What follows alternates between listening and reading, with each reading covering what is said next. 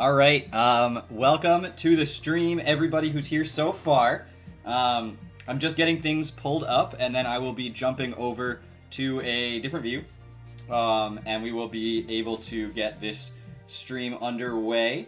So hopefully you guys are excited for this. I certainly am. Basically, for anyone who doesn't know the premise behind this, I have been sort of in the background conducting a TTM versus TBL league war. I'm actually not sick. I ate something very spicy right before streaming, which I should never do. It's too late. My throat's like, why did you do that? So it's complaining, but I'm actually not sick at all. I'm perfectly healthy.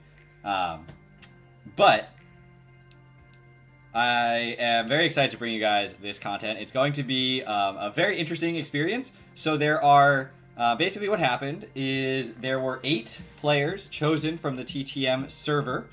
Those players were Moran Varan, Zazo, Aurora Infinity, Kaz, Phil Nilsson, the chef, TTM chef, I don't know, Simeon, I'm not even sure how I'm supposed to say that one, Chris and Evan.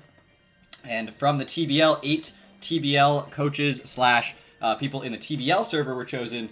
Those players are Diet, Tight, DL, Playmaker, Hydra, CJ, Beastly, Alex, Cool Rocket, Coings, and Bright, Lovely, Manbird. Now, yeah, Kara makes sense to just say Kara. Makes way more sense to do that. But I'm reading the sheet, and so I definitely didn't do what I was supposed to do. Now, over the last 2 weeks, these coaches have been they drafted in a 16-team draft, and then they have been battling. Each of them got 3 battles assigned. Top 3 coaches advanced to this point, and it's a best of 3 now. Each of them plays 1 game, and the cumulative best of 3 will determine who our champion is. Now, it is worth noting that the team that did better in the original 3-game set for everybody, when everyone played 3 games, does get the chance to choose who they want to face. So they get to determine the matchup. It's not like 1 seed versus 3 seed of each team or each division. It is that they get to choose their matchups. So that is the way that this one went down. Those matchups will be played live for you guys today, and we will determine our champion as soon as we possibly can. I said Hydra, didn't I? I'm pretty sure I said Hydra. Well, Hydra's there too. So what I'm going to do, the way this is going to work, is that first thing I'm going to do is show you guys some games from this. Hopefully some interesting games that have some interesting things going on. And then you guys will be able to get a sense of what these coaches brought to the table. And then from there, we will be able to continue our adventure in this new... why isn't this working? In this new sort of experience for me and for everybody else.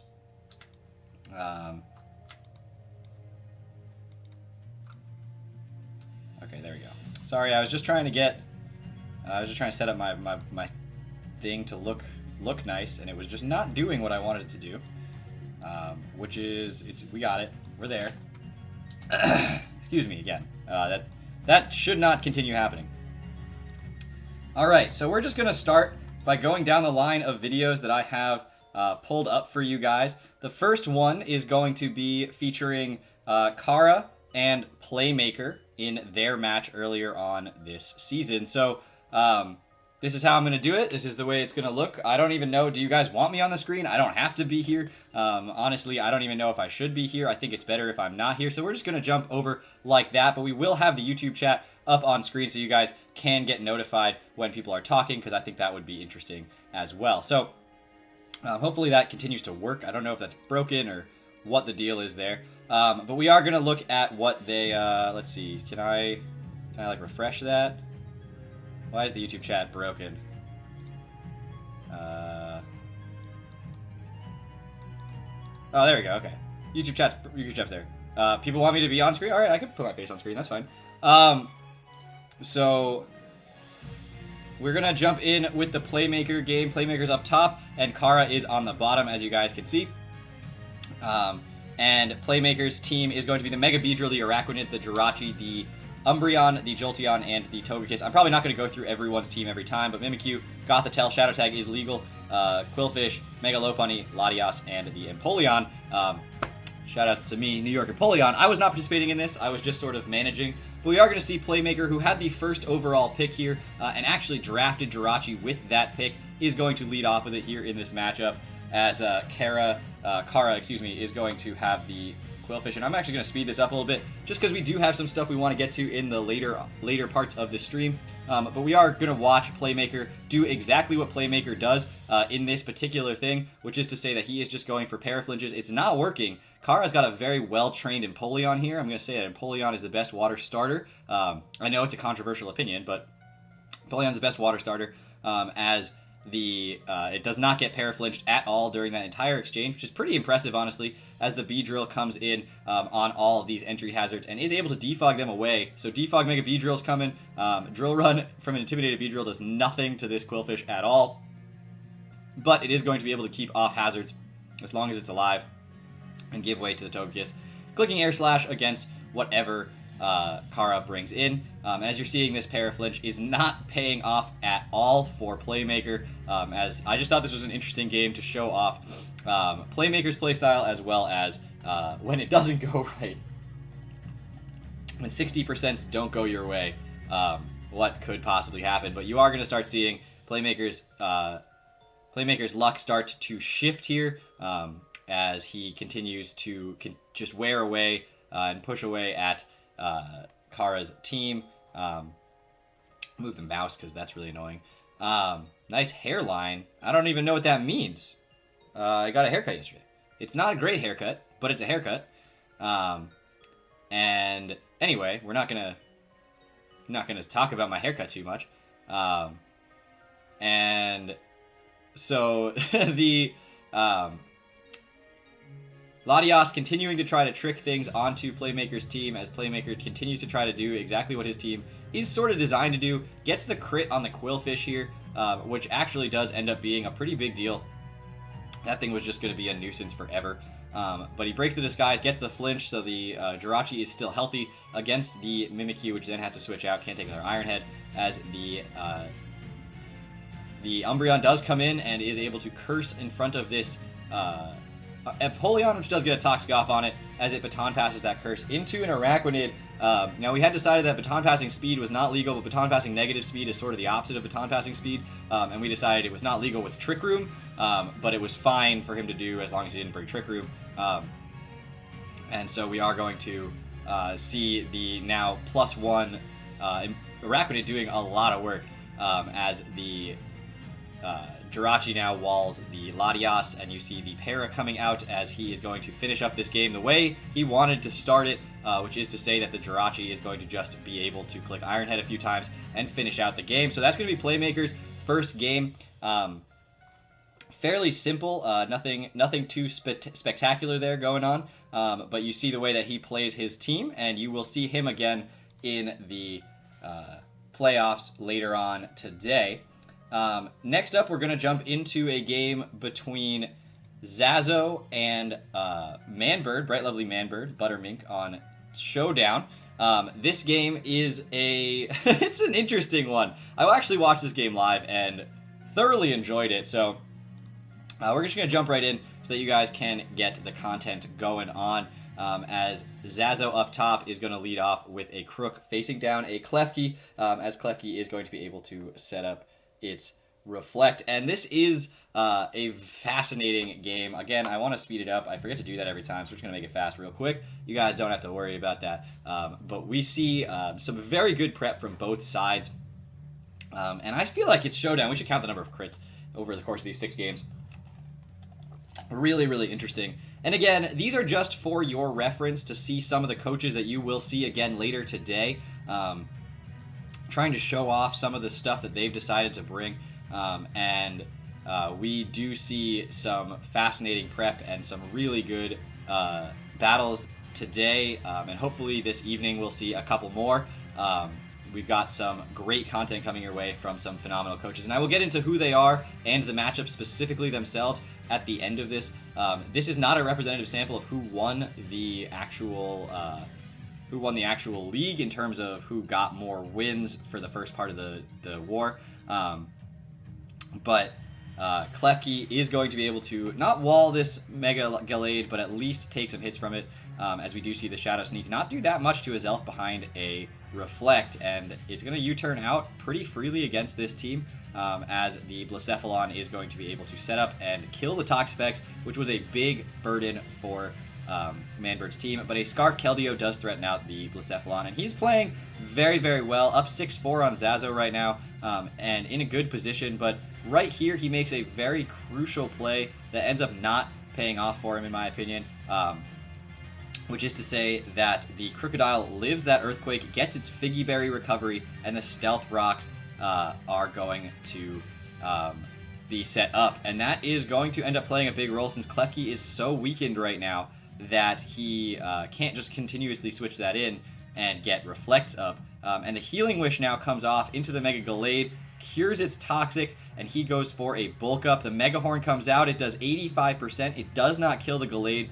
That close combats the Heracross, loses some defensive utility, but is going to be faster and take out the rest of Manbird's team here, as the Rocks are going to do enough to Klefki to stop the Reflect, and the Shadow Sneak is going to come out and finish off the rest of his team. So Zazo picking up a very impressive 1-0 finish here in this battle. Wow, that was a really fun battle to watch live. Incredible momentum swing when he finally got that Gallade. The Healing Wish from the Shaman, I believe it was Scarf Shaman. Healing Wish able to put that Gallade back out of range of the Mega Horn, get rid of the toxic damage. All those things end up mattering. And Zazo does come out with the 1-0 victory. You will also see Zazo later on today in the playoffs. So continuing down the line of games that I have selected for this particular event, and I'm sorry that I'm doing that. I'm just transitioning between screens. There's no real reason for me to show you guys. We are going to see a game between Coinx and Moran Varan, and this. So I'm just going to say it right now. Moran makes it to the playoffs. This is not surprising to anybody with the team that he drafted.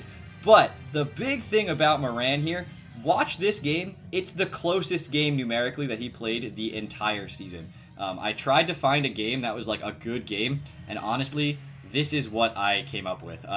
So just enjoy for a moment how Moran systematically destroys everybody in this entire league. So the Payapa Berry Tentacruel is incredible tech, as the Gliscor is able to come back in on the Primarina and take a Leaf Blade from the Kartana, which is pretty impressive. It doesn't do very much with an Earthquake here, but the Poison Heal is going to put him out of range of anything that the Kartana wants to do. And you see the way he's making these reads against Coinx's team, and is able to play around pretty much everything Coinx has for him. Coinx is trying his very best to gain momentum, and Moran is just pushing the limit here. Swords Dance, Stealth Rocks, Roost, and Earthquake on his Gliscor, as Coinx now has to figure out a way to break that.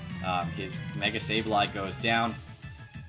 Primarina comes out. Gliscor goes for an Earthquake. Primarina does survive that, goes for the Hydro Pump, takes out the Gliscor, and so it's looking like it's a pretty decent game at this moment in time, since it is not a choiced Primarina in this case, and he is able to take out the Tentacruel, but at the cost of his Primarina and Toxic Spikes being up and Stealth Rocks being up, which is not going to help him. Bulk Up Talonflame also coming out, as the Mew does get the chance to defog here, as the Brave Bird at +1 from the Talonflame does a bit to the Mew, which doesn't have a Rock type attack. Forced to go for the Psychic here, as he is getting whittled down quite quickly by this poison. Roost is going to be able to stall out the Mew, and we are going to see Moran pick up the lead here 4-3, but the Ditto is going to be able to come in and click Brave Bird, but since he knows it's Scarfed, he can just Roost all that as well. Finally, when the Kartana comes in, he is able to Brave Bird that, knock that out. Brave Bird, the Volcarona, knock that out as well, and the Ditto comes in. It is Scarfed, and like we said before, at some point it will start hitting itself in the face with struggle, and all Moran has to do is stall it out. Coinx actually chooses to forfeit. So a 4-0 victory was awarded to Moran, and like I said, that was the closest battle he had this entire season. Or season is an operative term. It's 3 weeks. He had 3 battles, but that was the closest one that he had against anybody. So Absolutely deserving. Finishing with the highest overall differential, which is a plus 3-0, like plus 15, I think was what it was. It's something insane. So Alex is saying stream's lagging a little bit. Are people having issues with that? Just wanna ask to make sure that whether there's a problem or not, I want it to be addressed. My side says the stream health's okay. It's very slight. I haven't dropped any frames on my end. My bitrate looks good. And I'm trying to watch like back on the player, and it doesn't look like there's any issue. I'll close the unnecessary things, I guess. But you guys tell me if you're seeing anything laggy still.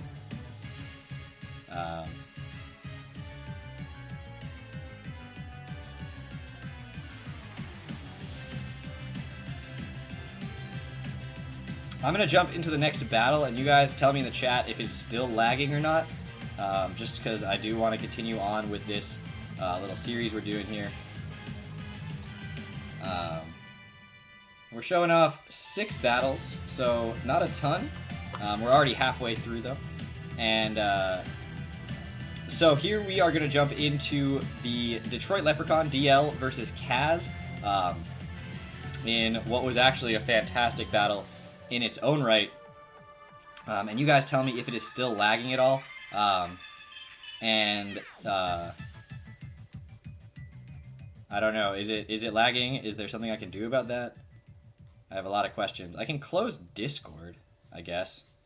There's no real reason I have to have that open. And then maybe that'll help out a little bit. I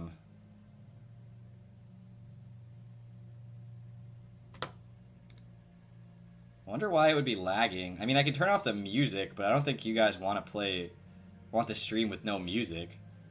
Like, that would be... That seems like it would suck.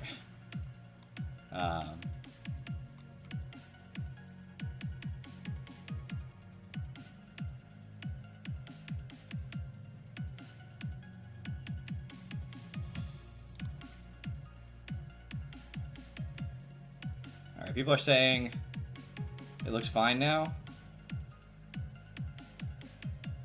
Alright, well, maybe Discord was the problem. Who knows?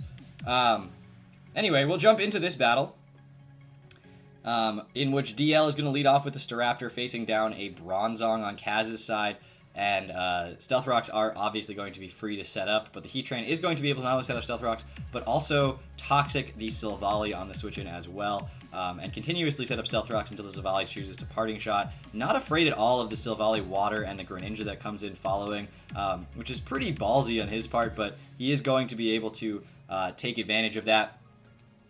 And the Earthquake is a very cool prediction from the Bronzong. Last time the Heat Train came in. This time the Azumarill comes in, as it is going to be able to knock off the Kibia Berry from the Tapu Bulu. I don't even know what that allows it to survive, honestly. It's so weak to poison.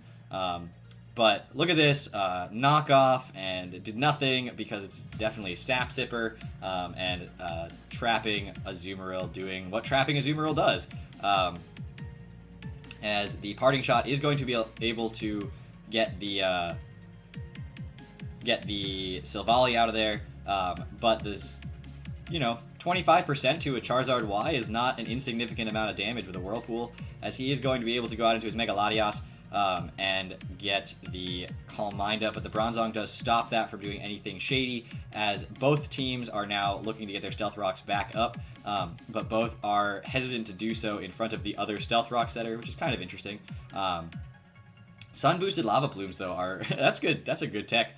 As the Azumarill comes in as the sun expires, and in comes the Tapu Bulu, which does have to take a Whirlpool. It is going to be not taking too much damage, but we do know that this Azumarill has to be Sap Sipper, as Kaz makes just the verification, I think, just making sure. And he actually shows that he has Toxic, which is a pretty good tech on his part, but Azumarill is going to be healthy enough, especially with the grassy terrain, where it's not going to care too much about that Toxic. And it actually shows Dazzling Gleam as its last move. So if you wanted to have that Fairy Stab on this Tapu Bulu, that's pretty something or other.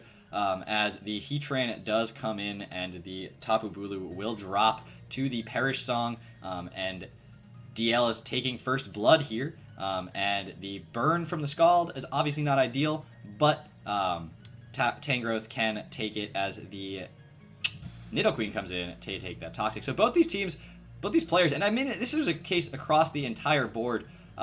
Every single player is incredibly talented, and every single player played very well in their matches.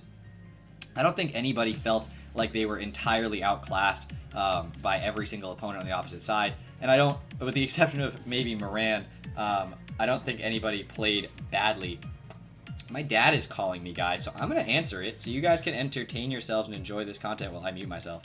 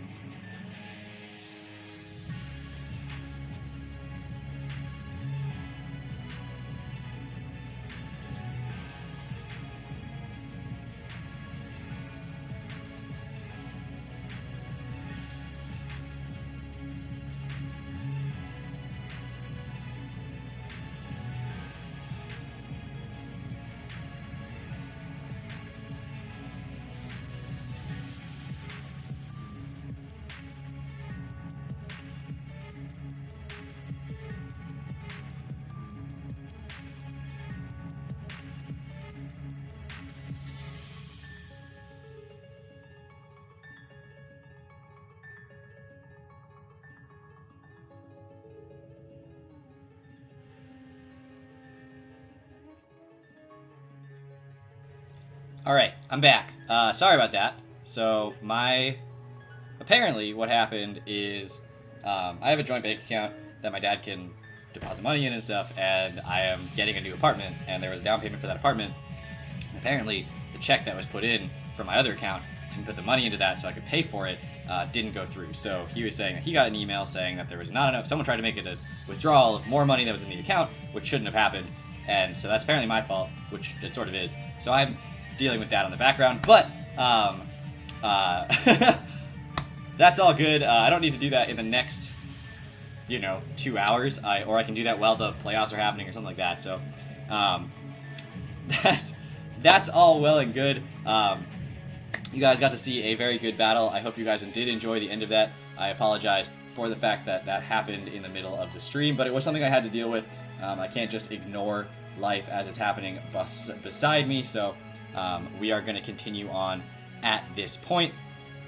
with a battle between Kara and Alex Cool Rocket in another really good battle. Now, in the last one, we did see DL take a 1-0 victory, and DL will be joining us in the final 3 coaches, like Moran and Zazo before him, and Playmaker as well. So we're going to jump in with another battle of Kara's and a battle of Alex's at this point. And it honestly was a fantastic battle, and I want to show you guys this one just because there's a lot that happens in this battle that's actually really cool. And so I hope you guys do enjoy some good reads. Kara is representing the TTM. Alex is representing the TBL. Sorry, I didn't specify that before.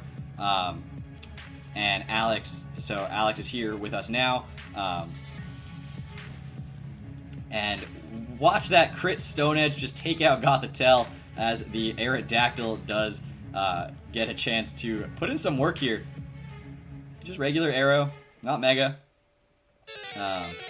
And the... I mean, this battle, that's kind of the way that it ends up going. As Raiku's starting to get chipped down a lot by the burn, and Latias is going to be able to recover. Bug Bite from the Scizor is cool tech, but it probably should have been U-turn. But it means the Drapion has to take a big hit and get burned by Scald, just like the Raikou did. So lots of Scald burns, and you're going to see that Earthquake does not a lot of damage, and then the Muck gets to eat its berry, and now it's going to be able to recycle or curse or whatever it wants to do in front of this Drapion, which after the burn, it's Aurora. I know. Neither of these people are in the playoffs. Did I say that every single battle had to be players in the playoffs? Y'all just thinking that, like, I can only show battles of the battlers who made playoffs. No, I can show any 6 battles I want, and I chose this one, and you'll see why in a minute for the next one. At this point, this Muck is going to become a major problem, but Alex does not give up, and honestly, this is a good testament to anybody. Never give up on a battle just because it looks tight. As you're going to see the Recycle come out here, and the Raikou is going to have one more attack, and it's not going to do quite enough to this Muck. As the Arrow is also going to have 1 more % HP, and he is going to just do the Aqua Tail to try to put him not quite under 50%, but does end up getting another one as the Muck doesn't go for the... Muck doesn't go for anything, and Alex decides to forfeit. So, this was a fun one, honestly. I really liked this battle, mostly on the grounds that, like, Alex had the right idea, but it just, like, Kara outplayed him. That's the way it works. So you think everything is serious here? No. Not everything is serious in this league. This was a 3-battle thing between the TBL and TTM, and I hope you guys get the point where it doesn't matter. So that's going to be the Alex versus Kara match. And lastly, we are going to show off one more match, and this is going to be between the other 2 teams in the playoffs here. And the reason that I could show that match off was because I had a match between 2 of the players who made it, being Dai and Aurora. These 2 players both qualified in their respective divisions, or I guess not divisions, but the TBL and the TBL and the TTM. So hopefully you guys do enjoy this one final battle that is going to be sort of, I don't know, post-com's the wrong word for it, but Dai just leads off with his Darmanitan and clicks Flare Blitz and something drops. I mean, that is fairly standard Darmanitan stuff, and I love it. Immediately crits the Weavile as well, as the Ice Shard's not going to do much to Darmanitan, and now he's going to be able to take out the Weavile as the Zera Aura comes out, and the Mega Aggron is going to be able to take any hit from it, but he does have the Volt Switch and can get out on the Mega Aggron, which goes for the Power-Up Punch, which is super cool tech, but the Suicune is super bulky and is going to be able to take that, burn the Aggron as Dai continues to get all of the hacks that he ever wants. I'm pretty sure that's how it worked in the PCL too, so we don't have to worry too much about Dai being a good player as long as he's a lucky player for the TBL. I think that's the motto I want to go with. But Rest Talk Aggron is going to be here, and it is going to be annoying for Dai to try to break now that it's at +2 attack. Does Rest Talk into the Heavy Slam, but you see that it doesn't do anything to this Suicune, and the Suicune is going to be able to set up a substitute at this point, and this battle is a doozy. as the two of these, it's like behemoths, is whichever one cracks first is going to be the winner, or the loser, I guess. While the Aggron continues to have to sleep talk, the Suicune just can set up substitutes, and the Aggron is relying 100% on RNG. But the Suicune does have pressure, which is slowly forcing the Aggron to lose PP on his moves, as Dai does decide to switch out at this point into the Uxie, which takes the power-up punch, but does not take a +4 heavy slam, I'll tell you that. But the Darmanitan comes in and goes for the Flare Blitz. The Aggron wakes up, goes for the heavy slam, and the Aggron now at 40% does not appreciate a Heat Wave, but does take it from this Torn T, and it looks like all is going to be lost for Dai here, as this Aggron is going to be able to heavy slam and knock out the Torn T, but now it's in a position where it's just rest talking, and it doesn't have enough turns left of rest talk or to Dai, and so Dai is going to be able to set up a substitute. So now this Aggron has to get lucky on its rest talks, gets the power up punch, which even at +4 still doesn't break the sub. But he's now at +5, so heavy slams will definitely be breaking the sub, as the Suicune actually goes for the protect to eat that power up punch, and this is not a pleasant experience for anybody involved here, everybody. Just so you guys are aware, it's a +6 Mega Aggron. The Suicune goes for the substitute, knowing the Aggron's going to click rest here, and is going to be, we are going to be here for a bit, just so you guys are aware. If you couldn't tell already, when you're seeing a Suicune on your screen, you're going to be there for a bit. And yeah, so this Aggron does get the heavy slam on the rest talk, but is now just going to be stuck in this endless loop where the Suicune can sub-protect and stall out turns. Does not get the burn there on that particular Scald, and is forced to sub again, while the Aggron is now able to go for heavy slams. But because of pressure, if we go over to the Aggron, we should be able to see it. Oh, we can't because I'm on full screen mode. But lo and behold, the Suicune actually ends up breaking through the Aggron and surviving, as the at this point it is now 3-3, and the Suicune is still very, very alive. And Dai has found a way through his biggest fear, is able to click return to just almost take out the Hawlucha here. But Suicune, being Suicune, can take an acrobatics from a Hawlucha, from a no-item Hawlucha, and knock that out, as the Tapu Koko and the Terrakion are going to have to find a way to break through Suicune, which does stay in, and does go for the Scald, and does get the burn as well on the Terrakion, as it goes for its Z move through the protect, through the burn, actually does 7% to Suicune, which is ridiculous. As close combat now, you're going to see doesn't take it out, and Suicune is able to click Scald here and take out the Terrakion. In comes the Tapu Koko, as the Suicune now has to basically be death fodder for Dai, as the Tapu Koko is going to roost here. Now, roosting, in my opinion, is just stalling out turns of the electric terrain, which is a risk, and risking getting burned, which is obviously not ideal, as Thunderbolt does come out now that the burn has occurred. I'm not sure exactly what the plan was per se, but Plasma Fists, when the electric terrain is still there, is definitely going to be enough in the Zeraora. And Dai does qualify, but despite the loss, Aurora also managed to qualify with a couple of other wins later on in the tournament. Why would I show this battle? Is because it was between two players, so they are not playing each other in this final series, but just be aware that they are both qualified for it, and we will be showing both of their battle. Jed Swarley, welcome to the stream. So I am gonna show you guys the full rosters, and not rosters, but the teams that have made it to this next stage here. And so what we're gonna look at right here is that screen. That is very small. We can no. I don't want to open the insert menu. I'm just trying to make this bigger. All right, so the TTM and TBL coaches that made it into this tournament, as you can see, are sorted in this way.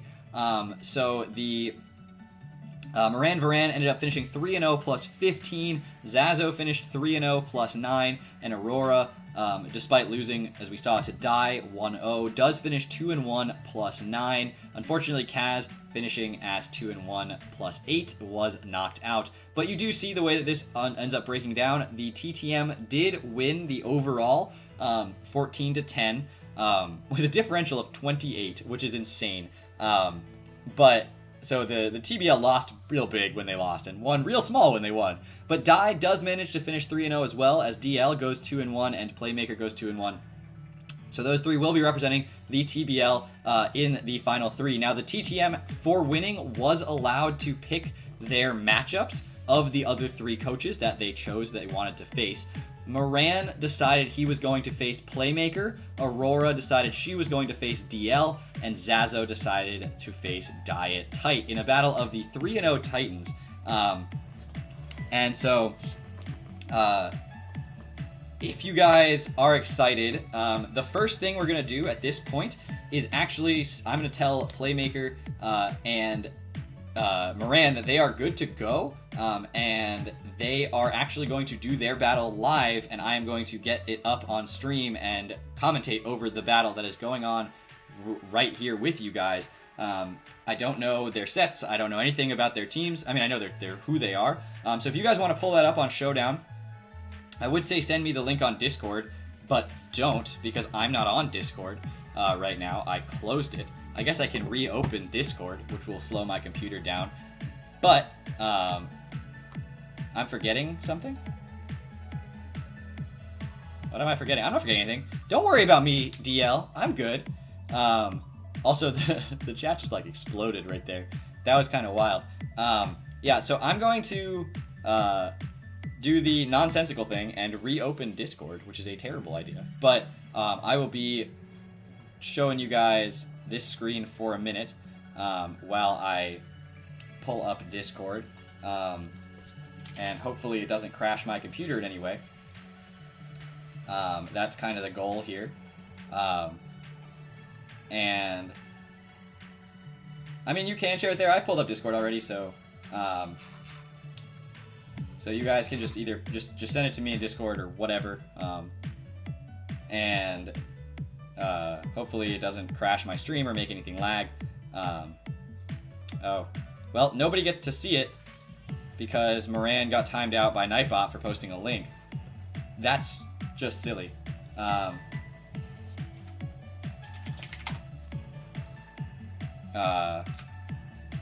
Alright, so let's just go over to, I assume you guys are on Draft Frontier? I actually don't know for sure. Alright. So, they are, and we are, I'm going to make this full screen, we're going to make it bigger. Is this too big? I think that's the right, I think that's right. I think that'll work. Oh god. You guys are seeing like live edits right now. And hopefully there's not. Ideally, there isn't a lot of lag right now. I've been able to close a whole bunch of tabs that I had open before, but somebody's got to tell me if the stream quality looks bad or if there's a lot of lag or something like that. At present, I am still looking good on decently good on bitrate, and dropped frames are not looking bad at all. Quality dropped a ton though when I opened Discord. That's interesting. Huge lag, very much lag. Okay, well, I'm going to close Discord then, and then I will just message people on my phone when I need to do that. So Discord is now closed again. Hopefully it looks better immediately. Such lag, huge lag, lag spikes, spiked lag. Somebody spiked the lag. Rip Discord. All right. Let me see. Can I do anything for the quality of it? I don't think I need to. I think should automatically improve when I can. I mean, I have so many servers on Discord, it doesn't surprise me that it like screws with it.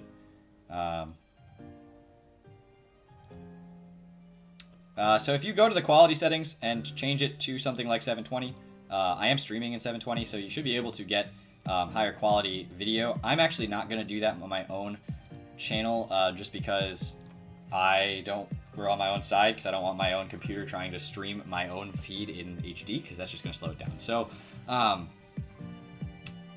we getting all 3 matches. Hopefully we can get all 3 matches in. That is the goal. But Moran and Playmaker is going to be the first of the 3 here. Playmaker bringing the Togekiss, Jirachi, Gastrodon, Umbreon, Salamence, and Mega Beedrill, countered by the Gliscor, Quagsire, Latios, Mega Latios, if I'm not mistaken, Tentacruel, Ferrothorn, and Tyranitar. So yeah, you guys should be able to watch in 720 HD. I'm not going to stream. I'm streaming in 720 HD. I'm just not going to watch on my own in 720 HD. I can watch it on my own computer screen. I don't have to worry about it. So, Moran is going to lead off with the Ferrothorn, while Playmaker leads off with the Jirachi. And this is an interesting lead. Both of them could set up rocks here. Both of them could go for Para. Honestly, both of them could do it. And the Pharaoh, obviously, with Iron Barbs, possible Rocky Helmet, definitely a problem. Now, it is worth noting that Moran's Z users, I'm going to pull up the doc, but I believe Moran's Z users are Gyarados, which he didn't bring, and I forget what the other one is, so I will pull it up. So give me one moment while I do that on my phone, not on my computer, so that you guys don't get any more crashes or anything like that. As the Gliscor comes in as the Jirachi goes for a trick. So now it is a Choice Scarfed Gliscor and a Toxic Orb Jirachi.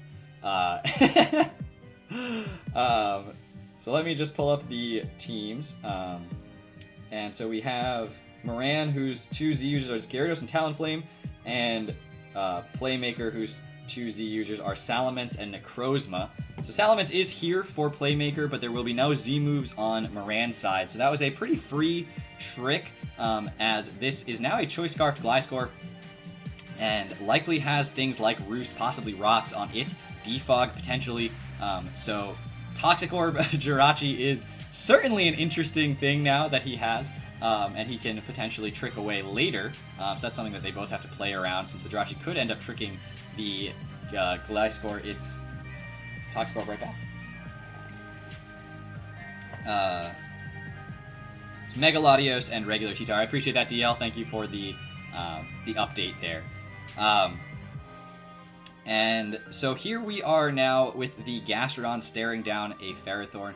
We haven't seen any moves from anything except for Trick on Jirachi, which is pretty weird. These two definitely trying to feel each other out, trying to figure out, you know, what sets the other guy is running. Pharaoh is certainly a threat to this Gastrodon, which doesn't appreciate the grass-type attack that the Pharaoh has. And outside of Energy Ball from Mega Latios, nothing else on Moran's team actually gets grass coverage, even, outside of Hidden Powers.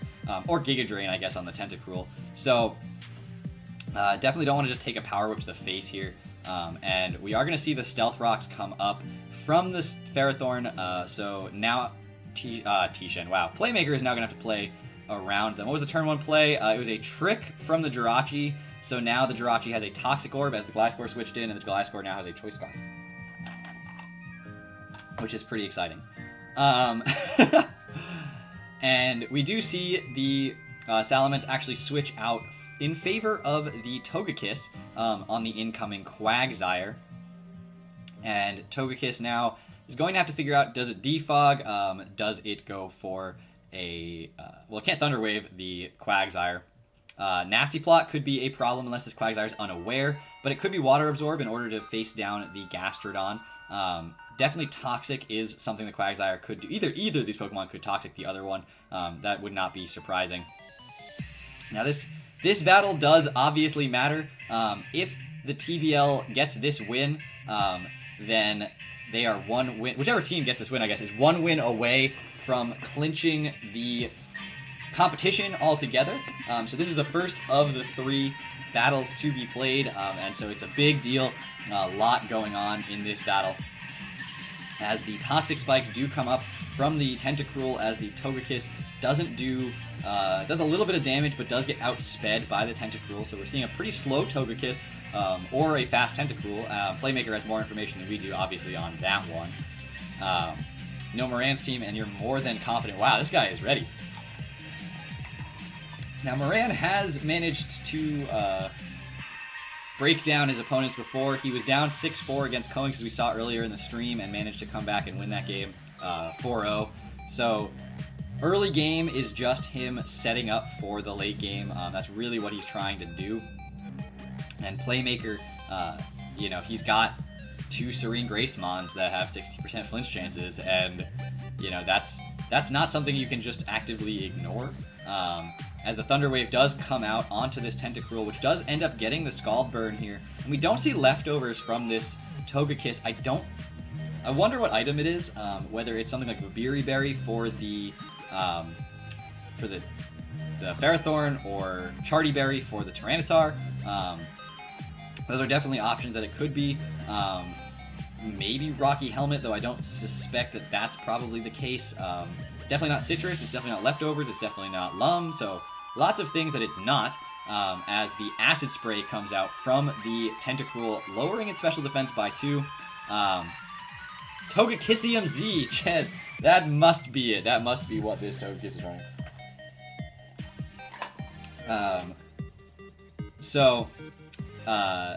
No full para there from the Tentacruel, and the Togekiss now sitting in a position where if it takes another Acid Spray, it's going to have to, probably going to drop. The first one did about 30%, so may not die, but it's going to be close. As he does switch in the Jirachi on the Acid Spray, which doesn't then take a Scald, so that is a good play on Playmaker's part. Bold because it was kind of risky. 100% flinch rate Z move. And it's whatever type the Togekiss goes for. It's like Munium Z. It's just whatever type move it is, it just gets. That as a Z move, 100% flinch chance. That seems balanced and fair. Now, Playmaker might have to make a read here. Tyranitar could definitely come in, which would be obviously immune to the Heart Stamp if he does have that, or the Zen Headbutt. But Iron Head would be super effective against the Tyranitar, so that's not just a safe switch in right here. Playmaker also has other options like setting up his own Stealth Rocks right here to try to get some chip damage going off. But he actually just doubles out into the Beedrill, as the Ferrothorn is what actually ends up coming in. Beedrill soaking up the Toxic Spike, so nothing is going to get poisoned. And actually has a pretty good matchup against Ferrothorn, all things considered. Goldoadragon Z? No. Goldoadragon Z is when I click the move and I get flinched on my own Z move. Like, I click the Z move, it shows the whole animation, then just sets the Pokemon flinch. And crits itself. Hits itself in crit fusion. The U-turn does almost 50%. We see the Iron Barbs, but not Rocky Helmet, so it's likely Leftovers or Akaberry. Those are the 2 items I could see that being. Since he showed Stealth Rocks, he's not Assault Vest. So that is certainly information for Playmaker now, as the U-turn does actually almost 50% here. So Mega B, now having Mega Evolved, is going to outspeed everything except for the Scarf Gliscor. Worth noting, keeping that in mind. Scarf Gliscor, if it has speed investment, could definitely outspeed the Mega Beedrill.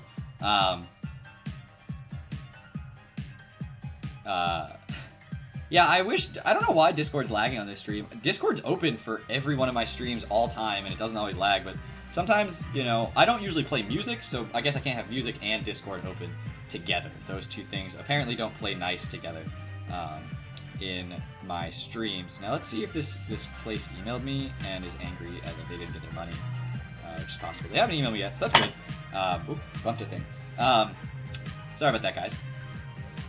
But, yeah, as you heard earlier, if anyone was not here, I got a phone call from my dad saying that there's not enough money in my account. It's bad, so we're going to deal with that as soon as the stream's over. Which does mean that as soon as the stream's over, I have to go deal with that.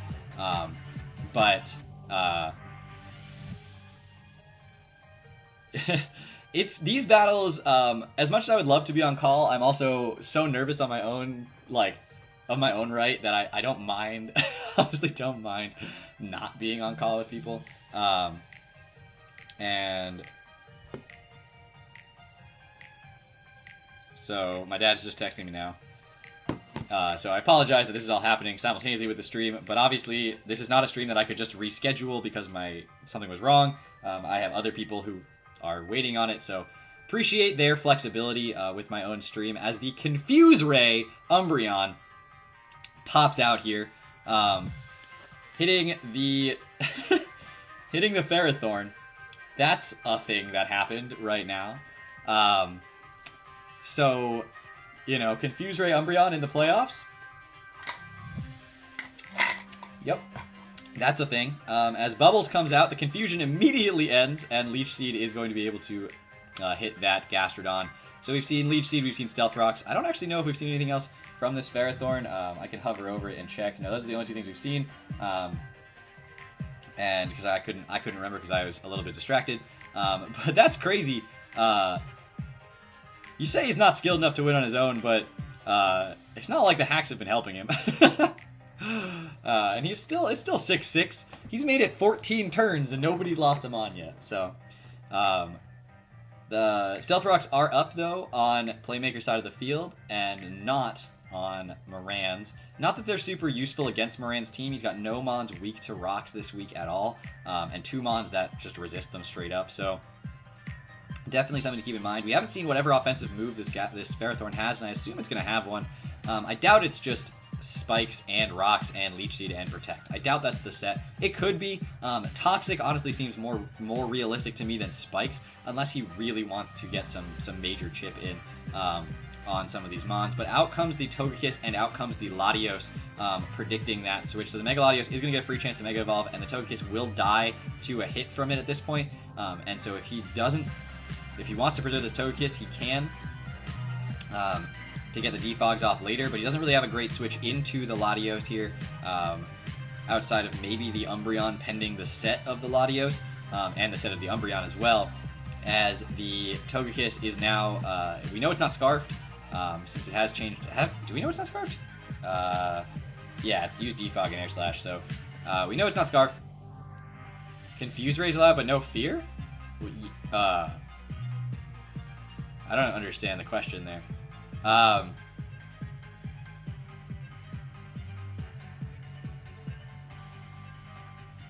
Level 1 Mons are too broken for a format like this, guys. I don't know what you're talking about. As Moran does get to Mega Evolve his Latios and goes for the Ice Beam, which does not very much to this Umbreon. Umbreon is going to be able to get a little bit of leftovers recovery back. I ran out of water, guys, so now I'm just eating ice cubes pretty much.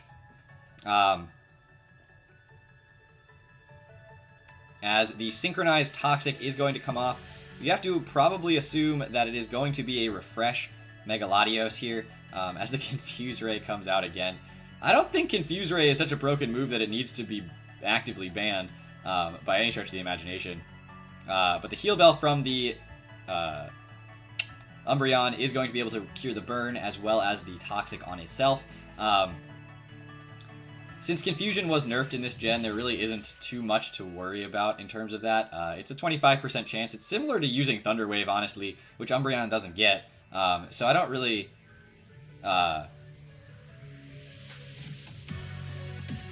be fair, I didn't make the rule that Fear was banned. We agreed on that together, and it was always 2-to-1 if both TTM members agreed. There was always a 2-to-1 vote. The TTM had more voting power. The TTM had a quorum, and I was not part of it. You know, they could have pulled a 2/3 majority at any time, and I could not have said anything. But we agreed that level 1 Mons would not be legal, because level 1 Mons are broken and change the game entirely. No, I'm not saying I did not agree.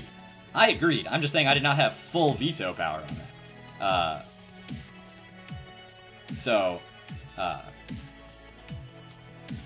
No, you don't have to get screenshots. We all agreed. I'm not denying that I was a part of it. Like, all right. Let's all be friends. Let's all hang out and be friends. and chill and just relax. Yes, I said level 1 mons weren't good. You said level 1 mons weren't good. Aurora said level 1 mons weren't good. I'm just saying that had there been a situation where I had disagreed, you guys could have been like, quorum, 2/3 majority, veto, and I would have been like, well, what can I do about it? All right, so this Umbreon has no moves except for Confuse Ray, which is interesting. It doesn't seem to do anything. It has Heal Bell and Confuse Ray, so you can't Confuse Ray it back. As the Pharaoh does hit itself in confusion, but gets the leftovers recovery back. So Umbreon just kind of, it's not doing anything. It's just not dying. I'm not 100% sure we will ever see this battle end, in all honesty. We are going to have to figure out who's going to make, made yourself some tostadas. Nice. Dude, nice. Ferrothorn's back to 100%. I don't even really know what's going to be able to break Pharaoh on Playmaker's side. In all honesty, I don't really see a good Pharaoh breaker. Maybe special Salamence with Flamethrower or Fire Blast. You could possibly pop out a Hidden Power Fire from this Gastrodon. That'd be interesting. You could have Fire Punch on the Jirachi. Does it get Flamethrower? I can't remember. I feel like I can picture it using Flamethrower as an animation, but in my head it doesn't get Flamethrower from my experience using Jirachi. So I don't really know why I can picture it using Flamethrower. But out comes the Scald. No burn on this Scald, and the Ferrothorn hits itself in confusion once again. As Bubbles is getting chipped down slowly. So it's down to about 60%, but we all know it's a Gastrodon, which means it's probably going to have Recover, which it will use whenever it wants. As the confusion ends on the Ferrothorn, and we do see the spikes here, so lots of hazard stacking coming through. Whatever his last move is, we haven't seen yet. As the Gastrodon is going to, I mean, this is theoretically a very long battle with Recover and possibly the last move being Gyro Ball. All the spike layers can be set since his Defogger is not on the ground. He theoretically could bring it in. As a third Scald comes out, and that one finally burns. That's average, as the Gyro Ball does come out, and it does nothing to the Gastrodon. So we do see the final move on this Ferrothorn, which is the Gyro Ball, which makes sense, honestly. But with the burn, it still will kill the Togekiss, which is the Defogger here, from the range it's at after rocks for sure. It's only going to be at like 16%. It is super effective, and it's still going to do a lot of damage. So he can't just hard switch in the Togekiss here. But he does have other options that he could go into to get rid of the Leech Seed if he wants to. Whereas Moran is definitely actually in the driver's seat right now. Despite getting the burn here, I don't think Playmaker's in a very good position here in order to push himself into the mid game. Moran definitely has the Defog Salamence right here coming in. We're going for that Defog Umbreon. If I see that, Playmaker will be eliminated from competition. But out comes the Salamence, as I believe he's probably going to go for another Leech Seed or his last layer of spikes here. That was a pretty free play, in all honesty. And the Salamence now is going to be chipped down to about 50%. It could have Roost as well, but hopefully we don't just see this last literally forever. As out comes the Tyranitar here, as the Salamence actually just goes straight for a Dragon Dance here. Unfazed by the Ferrothorn staring down in the Leech Seed that's got a hold of it, as it goes for a Z. What?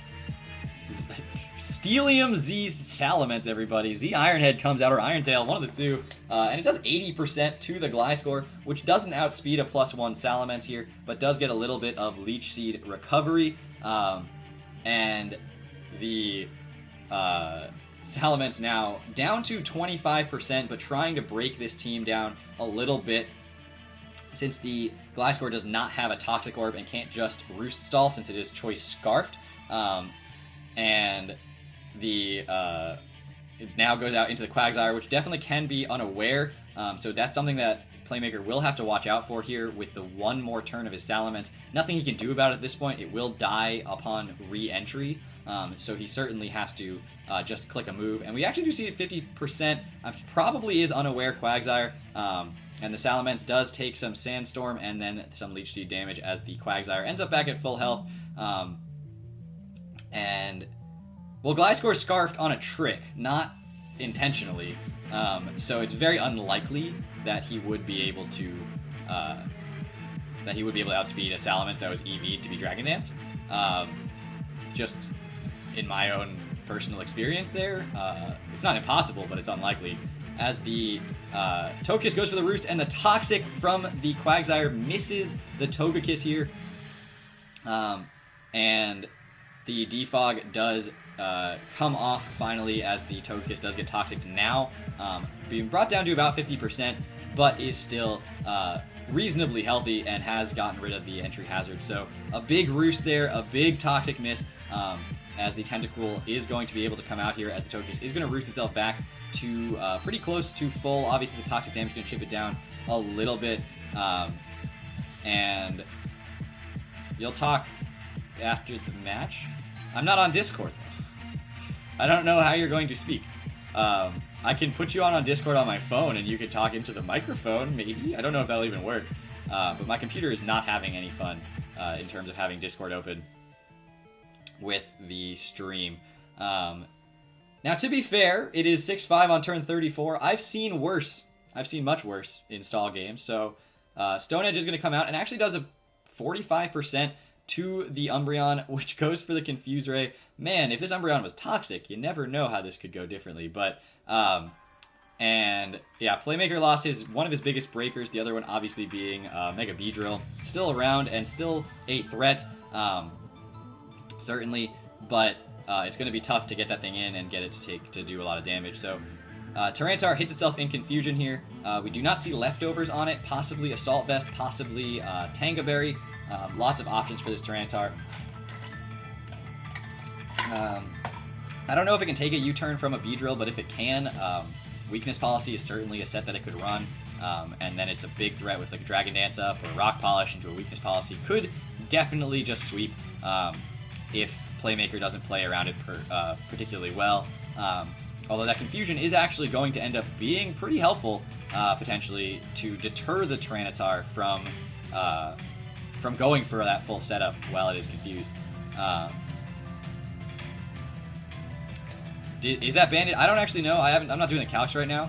But if someone knows if that is a banded Tyranitar based on doing 45% to an Umbreon, I'd love to know. But I'm not doing the calcs personally right now. No, Playmaker has not revealed Toxic on anything yet, as far as I'm aware. Has Gastro shown Toxic? I can check. Yes, it has shown Toxic, Scald, Recover. And there's one more move. He's actually going to double out into the Togekiss, and the Tyranitar reads that, goes for the Stone Edge, and misses. So very likely choiced, since he was doing that against the Gastrodon there. But the miss... Oh my gosh, the miss there is humongous. That should be a dead Togekiss, and instead, it's still at 75%.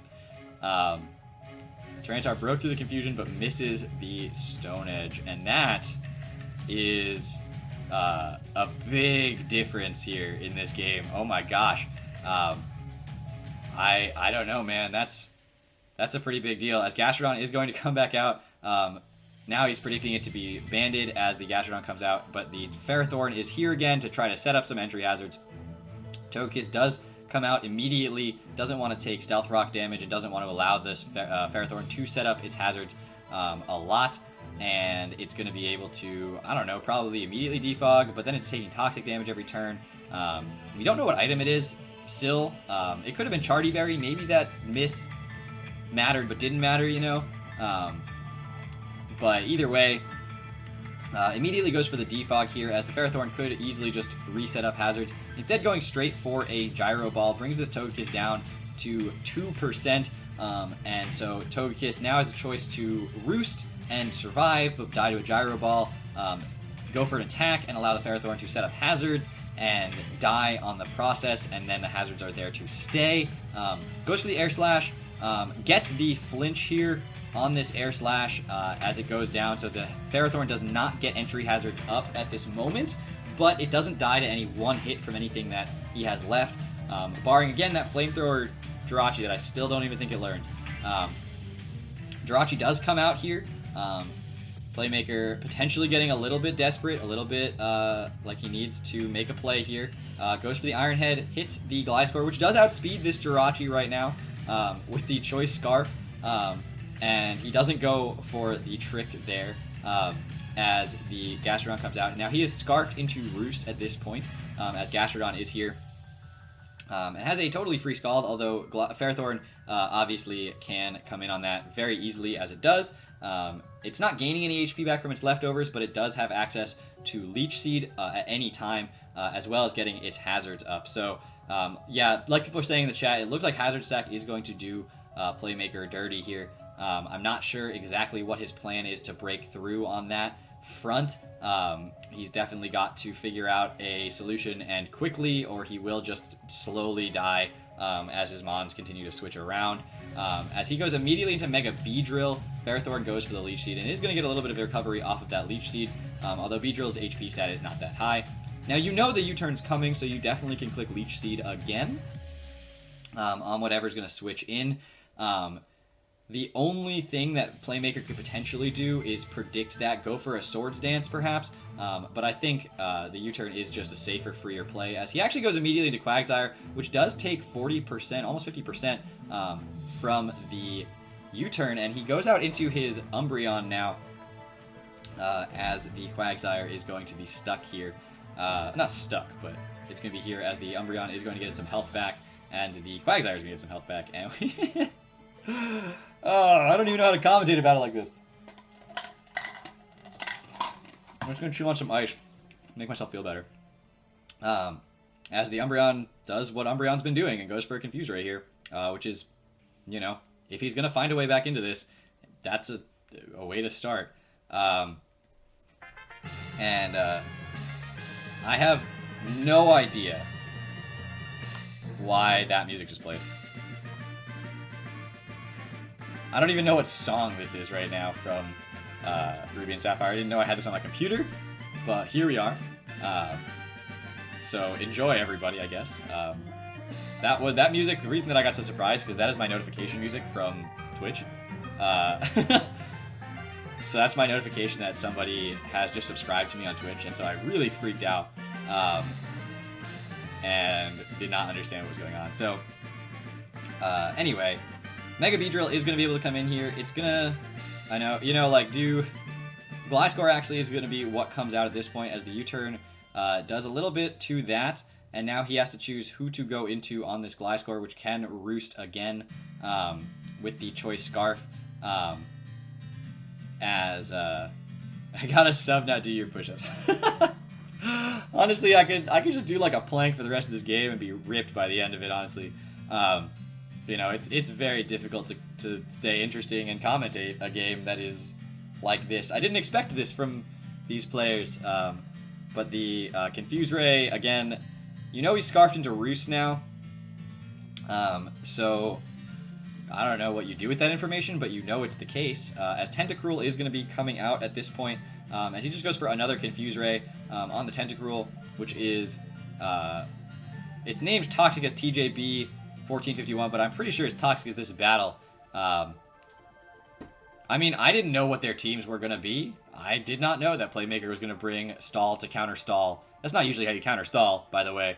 Balanced offense is usually a better way to counter Stall. But out comes the Jirachi here, staring down the Ferrothorn, which is going to switch out into the Quagsire, as the Jirachi actually does get the trick onto the Quagsire here. And so the Quagsire now has a Toxic Orb. So, wow, maybe a desperation play, but one that actually is going to be ultimately interesting. Jirachi now holding the leftovers, as the Quagsire is now holding the Toxic Orb. And Zazo, why would you bring Stall? Why would you announce that? Why would you be that person?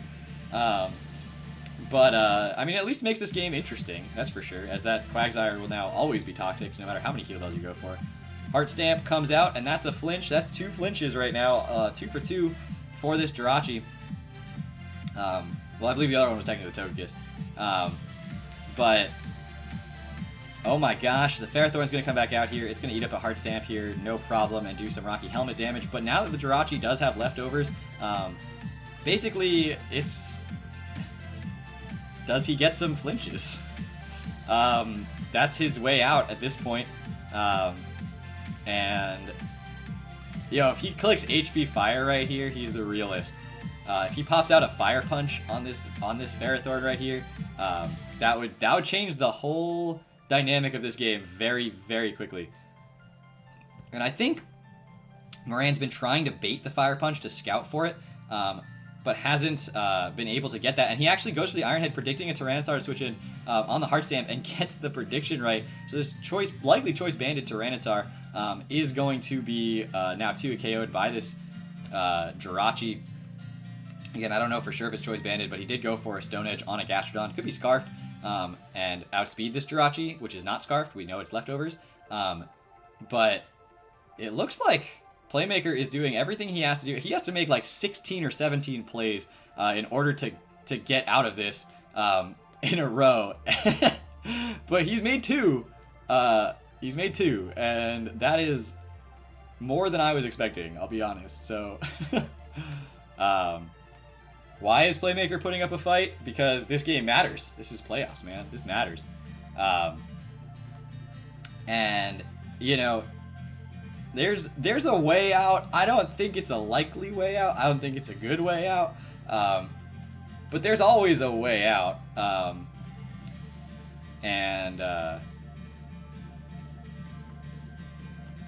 Yeah, it's true. If the TTM loses the best of 3, then Kara has to do Fortnite dance on stream. Oh my gosh, he gets the confusion, doesn't get fully confused, doesn't hit himself in confusion, but misses the Leech Seed. So that's a Stone Edge miss, a Leech Seed miss, and a Toxic miss this game. So the game is definitely favoring the guy who's playing the hacks right now. There is no denying that. But is it gonna matter is really the ultimate question. Like, holy cannoli. That's not a thing that people say. I'm sorry that I said that in the first place. But wow. This is going... I was expecting this battle to be like 20 minutes, and the next battle to be like 20 minutes, and then it'll be done by 7. It is almost 6:30, and we are still in the first battle. Oh, good. So, the bank's going to have to wait for money, I guess. But either way, the Umbreon is here now against the Ferrothorn, which didn't hit itself in confusion the first turn, but misses the Leech Seed, and so instead now is going to potentially have to take a hit from the Umbreon, and potentially hit itself in confusion. This is his only way out, Playmaker. It's really to bank on Showdown being Showdown, and, you know... There's 20% from a foul play, so that's not a bad amount of damage. And the hit itself in confusion here, oh my gosh, it's going to be worn down to about... It's doing more damage with the foul play than it's going to take from... than Ferrothorn's going to get from Leech Seed recovery. So, honestly, I don't know what's going on right now. But I am not complaining heavily. Foul play comes out, does nothing to the Gliscor here. As the Sandstorm does subside, as the Pharaoh is down to 30%, Umbreon is there. Yeah, what's up? Hey, you're welcome. We're doing the TBL versus TTM. I saw the message. Battle, so, very nervous right now. Playmaker is currently playing against Moran. Moran, for your reference, everyone, this is Dan, if you don't know Dan. Hi! Moran went 3-0 and a plus 15 in his battles. Wow. He had nothing closer than a 4-0 in the first 3 battles against some of the best players that I know. So that was really good. Hi, Alex. But, Beta, my son. Ben! Yeah. I remember Ben. Ben got all the random movie trivia right. Dan remembers everybody, guys. No, this is not Dan, aka A-Drive. This is Dan, aka Roommate. Hey. But This counts as a loss no matter what in regards to my role in channel Discord. Nah, I disagree. We agreed that if my team wins, they did not say if my team wins with honor. And I want to make that very clear. Official, unbiased, third-party ruling. Yeah, checks out.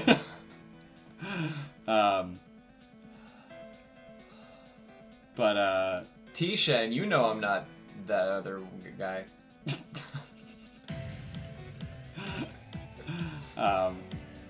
So this battle should not be a battle, but it's a battle, and we're here now. I have no idea what you just said. So I know Moran, the words you said. Moran played himself into a position where he deserves to be, basically this battle's over and he won, like handily. Okay. And he has missed 3 attacks, hit himself in confusion like 7 times. And Playmaker's gotten like 15 flinches. So he is now instead in a position where Playmaker actually has a chance. And that should never have happened. Like, right. Ever. Right. There's no world in which that should have been okay or possible. And Playmaker's on the TBL side. Yeah, Playmaker's on the TBL side.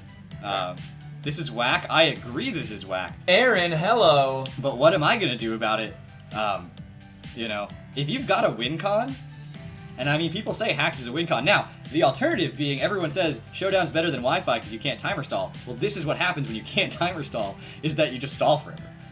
There's no end to this. We agree that there's no timer in this, and I mean, it's not like they're taking a long time to make their turns or anything like that, but there's like no end in sight at all, which is kind of funny. So, let Pharaoh get recovery. Well, that is not my fault. Oh no, you're saying he choked because he let it get recovery. Okay, get some health back. He couldn't do anything about that in that moment, but yeah, he has to make sure that the Pharaoh never has a chance to get more HP back, because that is something that he's going to eventually have to manage to figure out a break. As the Quagsire is getting chipped down by its Toxic Orb. What a weird situation that the Quagsire now has the Toxic Orb. Oh, I have no water left. No! Yeah, it's a rip. Rip indeed. What are you doing home at, like, you know, an hour that isn't... Yeah, I, just don't have things tonight. I just assume you're going to be home at, 11? 11 or later, yeah. Yeah. I'll get home at 11 and be like, is Dan here? Nope. Okay, that's normal. I don't have rehearsal. I don't have recording for the podcast. I don't have an audition. I just... Crazy! Wild! Weird. Yeah, I legitimately have just, never expect you to be home. Dan is the reason I have to... Oh, Dan had... Okay. It's going well. Yeah, it's not a 6-0. It's going alright, Alex and Ben. Dan It's actually going pretty well. I'm pretty happy. Dan was up till really late last night. I was... Well, not doing TikTok. Just talking to people I know from TikTok. Proudly. I'm so sorry. It's okay. I got woken up at 2:15 yesterday, or this morning. I was very surprised. I looked at the clock. I was like, oh, I must have just dozed in it's normal hour, and then I opened my phone. I clicked on it. It was after 2:15, and I was like, all right, this needs to stop this instant. So it actually is Scarf T-Tar, and it does take out the Jirachi with the crunch, and that, I don't want to say that's game, but it feels like game. I think I've heard that before. Yeah, that's the thing about this game, is that it's felt like game on multiple occasions, and it's still going. Definitely should have went Umbreon there, potentially. If Pharaoh had come in on this Gastrodon on that Scald, that would have been pretty much GG. He may have had to just go hard into his Mega Beedrill on that turn, which actually would have threatened this Latios as well. Mega Beedrill is his only win con at this point, and it's going to be tough to get it in safely. He has to predict switches into the Ferrothor, basically, and not let it just die. If it just dies, I'm done with this game. Basically, if Beedrill dies, it's over.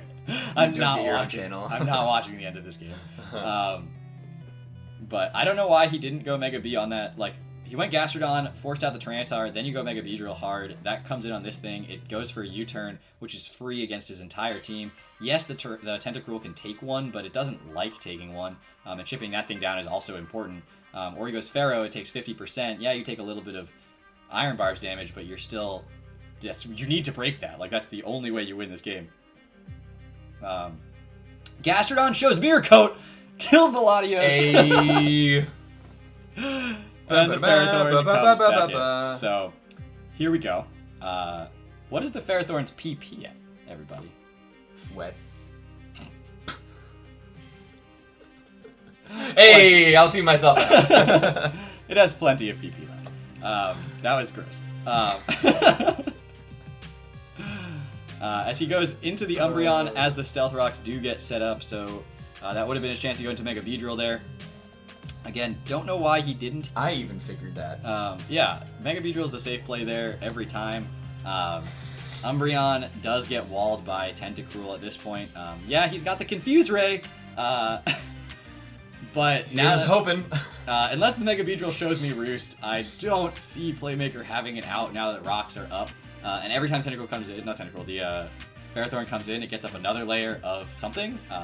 But he does crit a Foul Play, and the Tentacruel gets up Toxic Spikes. Those shouldn't matter too much, since the Beedrill does get to come in and take them away.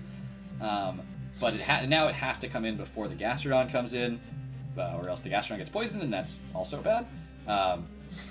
And, you know, there's, you know, we're stuck here in this loop for a little longer, guys. Oh, have you ever watched a man go crazy? I've been one. As Acid Spray comes out, it does 6%, but does lower the special defense by 2 of the Umbreon. And why is this game not over? Umbreon wins. Oh my gosh, this is like the biggest momentum shift ever. The -2 special defense matters in terms of the Tentacruel here, but doesn't matter because all the rest of his attackers are physical. And so he doesn't care too much about it. The Choice Scarf on the Gliscor means it can't Roost stall forever, although it can as long as he has other mons alive to switch in. So there's always that. But if he goes Gliscor and he clicks Roost, then Playmaker gets a chance to go into his Mega Beedrill, get rid of the Toxic Spikes. Yes, take a little bit of damage, but he's safe because the Roost is, you know, he's locked into it. I really am having trouble continuing to commentate. You know, I thought I've done commentary before for the TTM in their tournaments, and it's been okay. I'm okay at it. I don't think I'm the best caster ever. I don't think I'm, you know, anything special, but I feel like I'm comfortable doing it for the first 75 turns of a battle. But, you know, even when Dan comes in and changes up the scene, it's just like, what am I doing? All I can do is distract. I don't know these things. I'm gonna eat more ice. Yeah, you do that. In protest.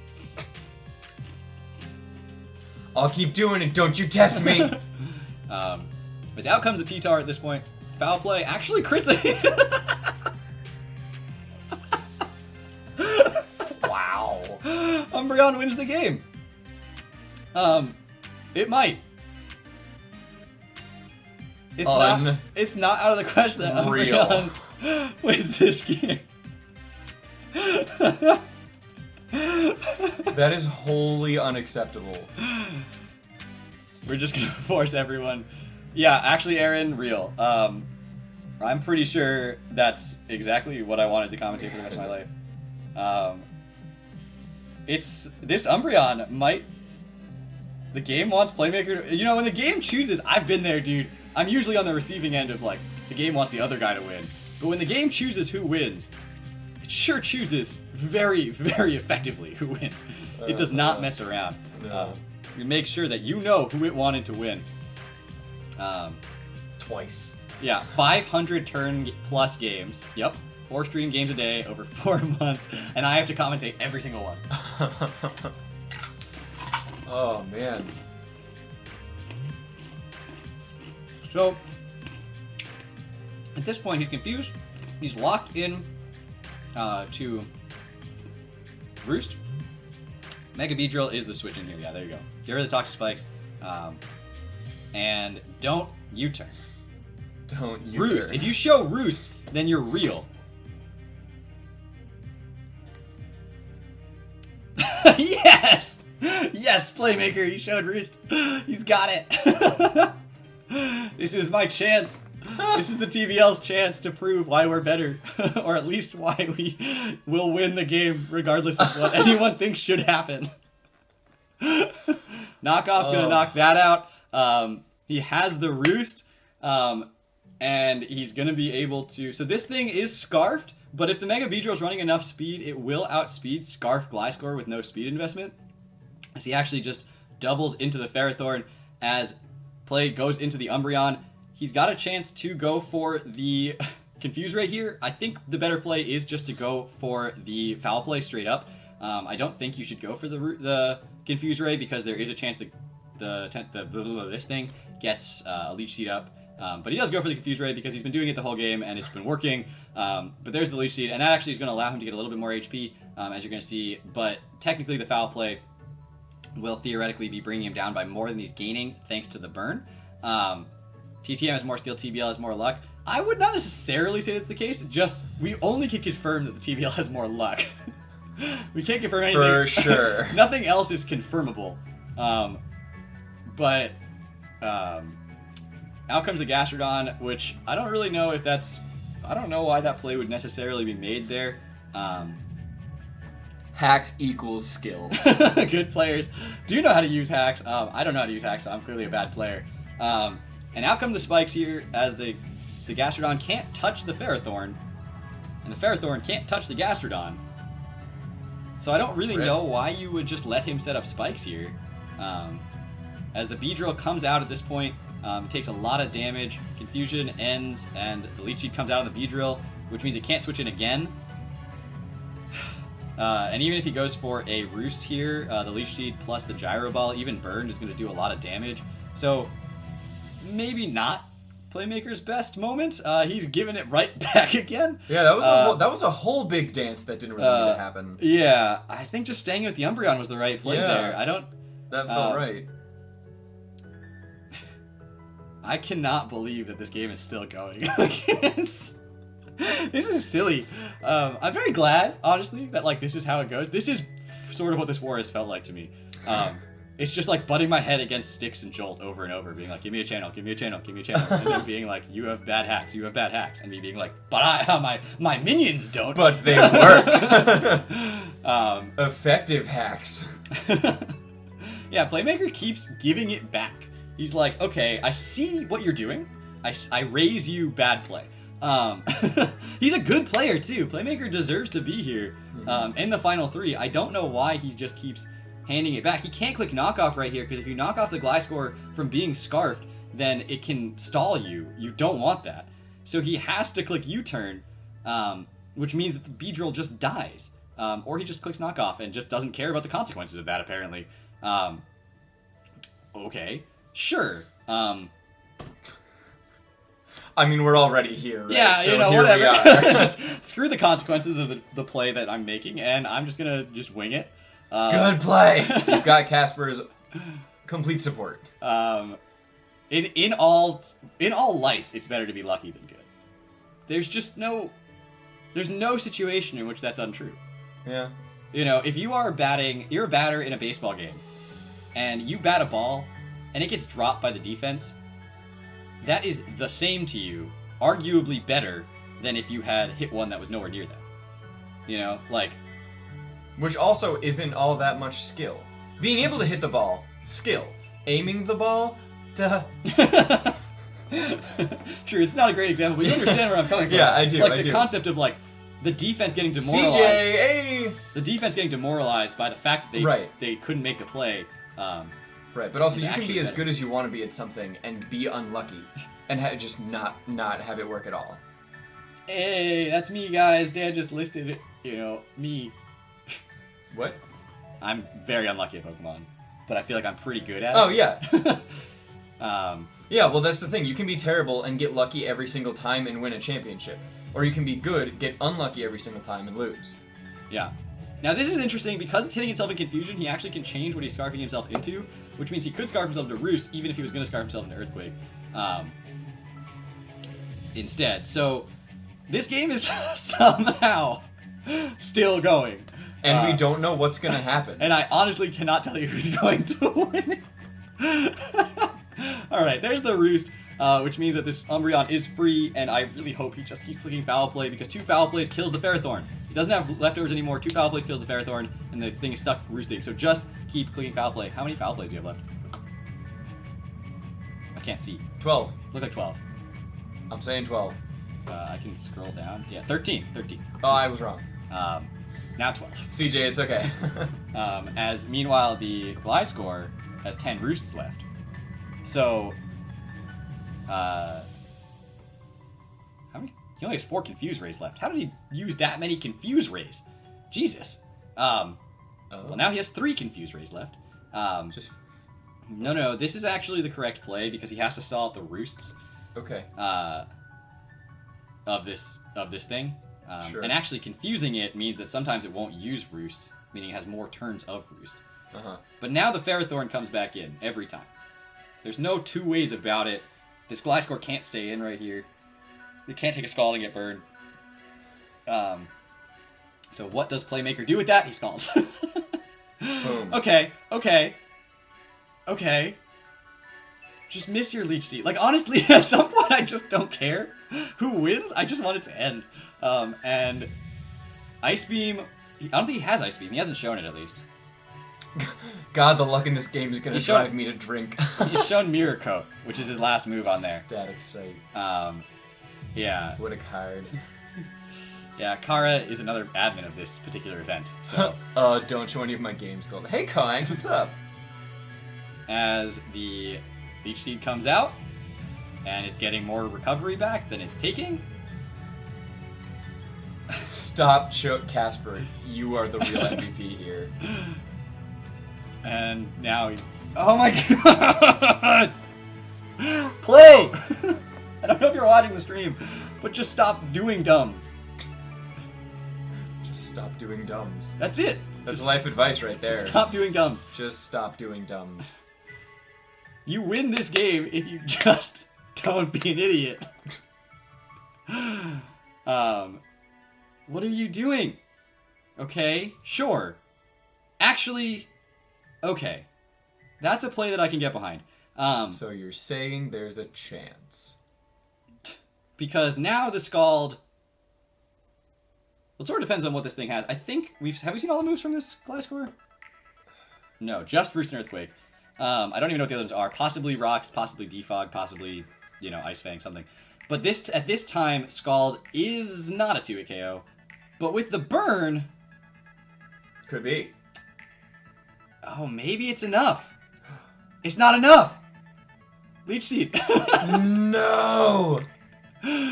No. Is it... I think it's still not. It's still not enough. It's almost. It's so close. It's so close. So close. Oh, Playmaker, you are literally... Oh, is his turn 100? Oh, no! Oh, actually... Oh, no, because he's getting more... Is he getting recovery? More recovery? Yeah, he is. You can't let him do that. He's getting 1% back every time. 1% cash back every time. Bank of America. I don't know. Not sponsored. But please. Oh my god, no! Why? Why are you doing this? Playmaker, why are you letting him get the HP back? Just go... If you go Umbreon right there, before he does that, then even if he goes Leech Seed, he takes the burn damage, he's still here, and Foul Play kills from here. And if he doesn't, then 2 Scalds kills. But now it doesn't. He misses the Leech Seed. Finally. Oh my god, so you actually can Foul Play here. If you want, or you can Moonlight like a Playmaker does. Moonlight's now required. I don't think Earthquake's gonna kill this Umbreon from here. If it does though, then Playmaker loses. The fact that I don't know who wins this game Unreal. is absurd. Like, this is just ridiculous. And it is Ice Fang, goes for the freeze, doesn't get it. But now he has a lot of chances to potentially get it, and a freeze would be detrimental to Playmaker. He kind of has to go Gastro here, because Scald will break him out of a freeze, and a freeze on the Umbreon literally allows Ferrothorn to win the game. But he goes for the Confuse Ray, like a Playmaker makes plays. And now this thing is in around range of Foul Play, so he goes back into the Gliscor, which is no longer locked into Ice Fang. But no, if if he freezes, I swear. You go Gastro, because Gastro kills Pharaoh with the Scald from the range it's at. Misses the Ice Fang, which is 95% accurate, so you're going to miss one out of your whole set of Ice Fangs at some point. But I swear if he gets burned, or frozen... Okay.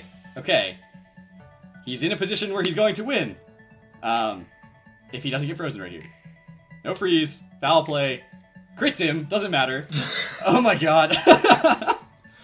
Jeez. Oh my god. It's over. It's finally over. Wow. That battle took an hour on Showdown. Unreal. Instant replay, everybody? Yup. In slow motion. Yeah, in a really slow. Like 1/10 X. Okay. Well, in a shocking turn of events, Playmaker somehow manages to pull out that game, in a game in which nobody, and everybody agrees here, he did not deserve. And I agree, personally, that he pulled that out of his ass. I mean, like, there was no right to that game being what it ended up being, but, there we go. That is, I mean, you saw it live. If you didn't see it live, I don't think anyone would believe me that it happened. But yeah, shout out to Moran for playing it out. Shout out to Moran for not seeming like he was angry. I don't know if he was like raging in the chat at all in the game. I didn't read it, and I'm not going to read it right here, right now. But shout outs to him for that. I'm gonna tell the other two that they can get started at this point. So, I have 80 notifications on Discord. How in the Sam heck do I have 80 notifications on Discord? And Playmaker did get lucky so many times. You're right.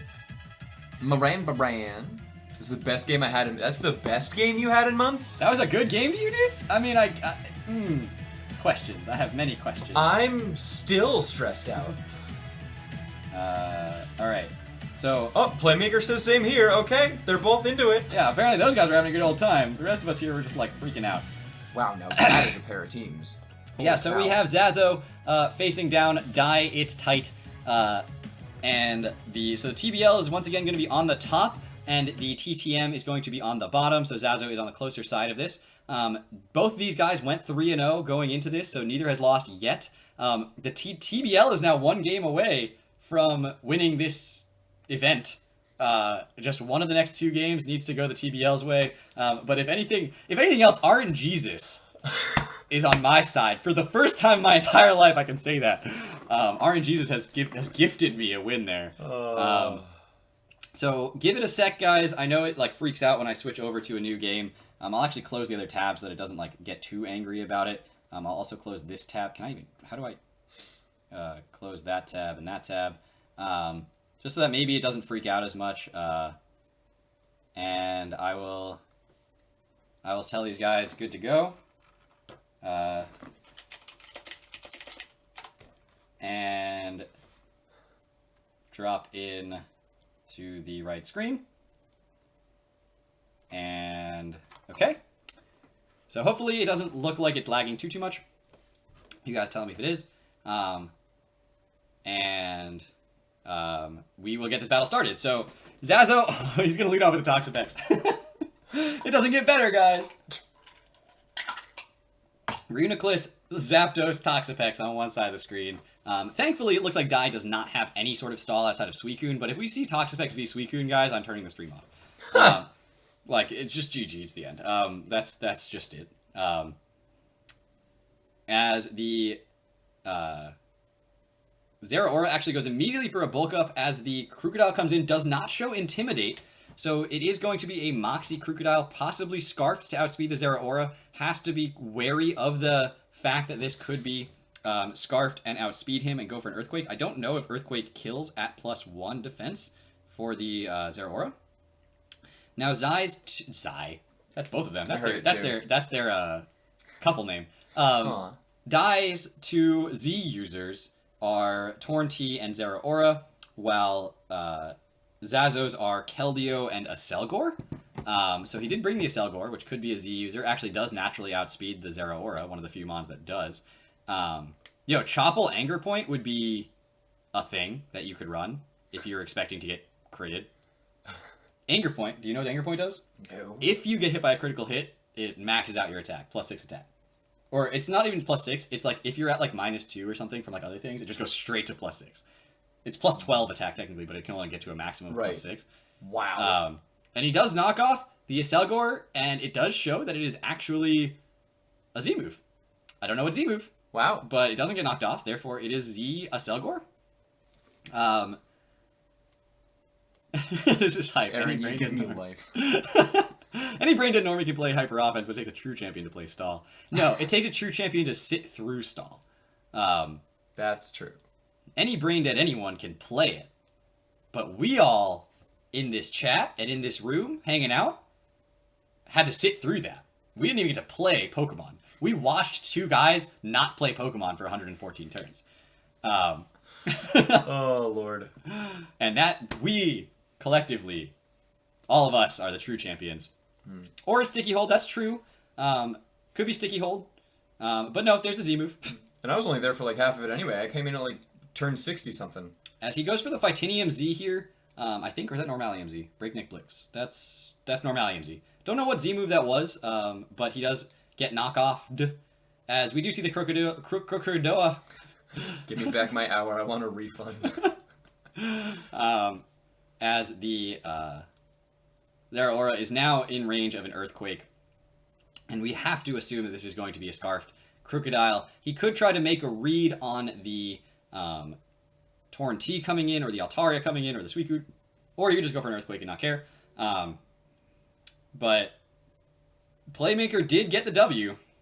And so, yeah, and that's the thing, is everyone was saying Playmaker's out, he should just quit.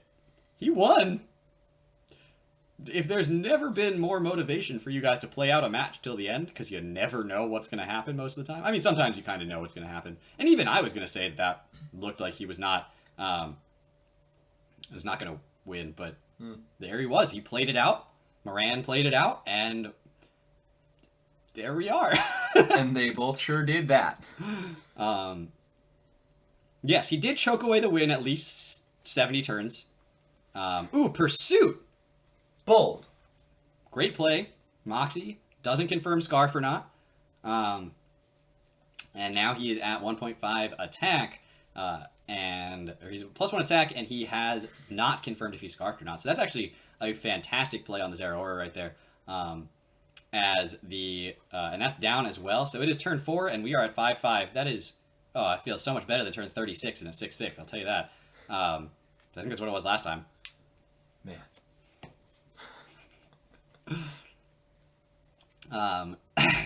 So sometimes I have water. It happens occasionally. Do you want me to get you water? I mean, do you want water? I'll get you water. Or are you getting yourself water? I figure it's sad if you're only getting me water. I can get myself water, sir. Which is good for you. I have no idea what you're talking about. Water you talking about? I could. Yeah. That was it, Dan. That was the one. That was the one. That was the play. I don't know how you missed that one. Look, I used it all on the race joke yesterday. That was a great joke, though. Thanks. I admit, that was a good time. A good time was had by all. So the Altaria does come out as the Crook does switch out, so probably Scarfed, although not confirmed, as we are seeing more setup on Dai's side. So no Ditto is Dai's best friend, apparently. As the Altaria does have potential to Earthquake after the Dragon Dance into this Toxapex, but the Toxapex also could go for a Gunk Shot here, potentially hitting this Altaria incredibly hard, as it is now also weak, not weak to Earthquake, but it will get hit by Earthquake, but it is resistant to the Pursuit as well. So lots of opportunities here for lots of things to go down. With Zapdos being the only thing immune to an Earthquake, it is reasonably free, although then he will be forced to potentially go for a Body Slam or Return or Outrage into the Zapdos, which could activate Static, which is something that Dai will have to watch out for. Unless he's being that guy like I did in the IBL and running Facade Mega Altaria, expecting to get Statist and then proceeding to not get fully paralyzed 9 consecutive times and win the game. That happened once to me. I don't know how it happened. Statistically, it's incredibly unlikely. What is the chance, Dan? 2. That's very unlikely. of not getting fully paralyzed to 25% 9 consecutive times. Oh. As the Toxic does come out onto the Mega Altaria, which does nothing to Toxapex with the Earthquake. That is incredibly little damage. Did he have a Shuka Berry? Was that? Yeah, okay, it was Shuka Berry. I wasn't looking, I'll be honest. So we see the Shuka Berry pop, and we see the Earthquake do no damage. But it did do a little over 20%, so he now goes to +2, and the Haze comes out from the Toxapex, which is ready to deal with this Mega Altaria trying to set up in front of it. And Mega Altaria now going to have to retreat into the Cobalion. Predicting that, he goes for the Scald and immediately gets the burn, so now the tables, oh how the tides have tabled, as the Cobalion now has to deal with a burn, probably physical, though it does have equal physical and special stats,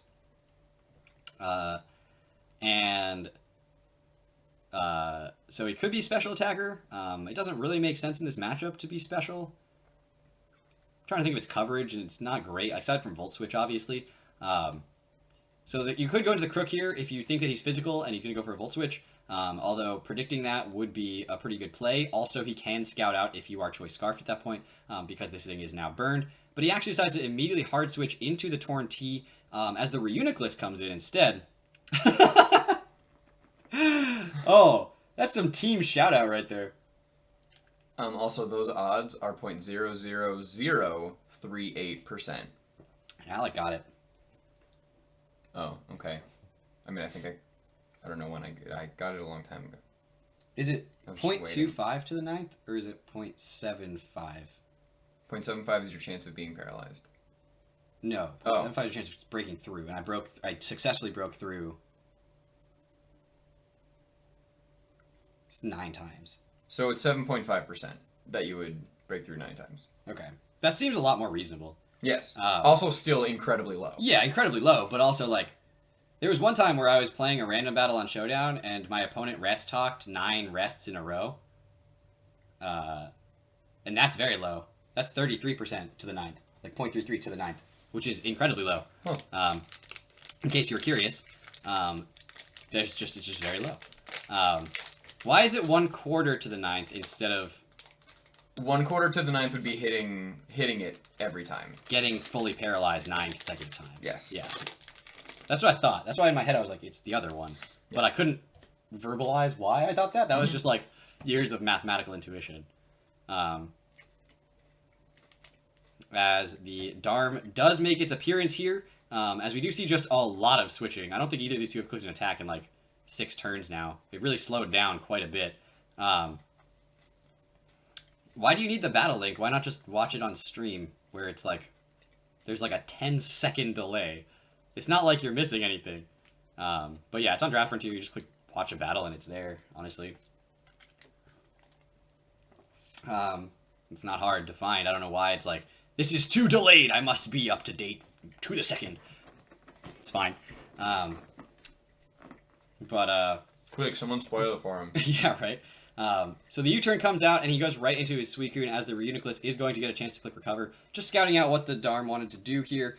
Flare Blitz would have done a little bit over 50, but then the Recover would have allowed him to get back to pretty much full and neutralize the damage, as well as the Darm taking recoil. So good play from Zazo, just scouting out how the Darm wants to be played. As Suicune shows itself and does switch out into the Torn, which actually takes an immediate Psychic crit. So that's fun.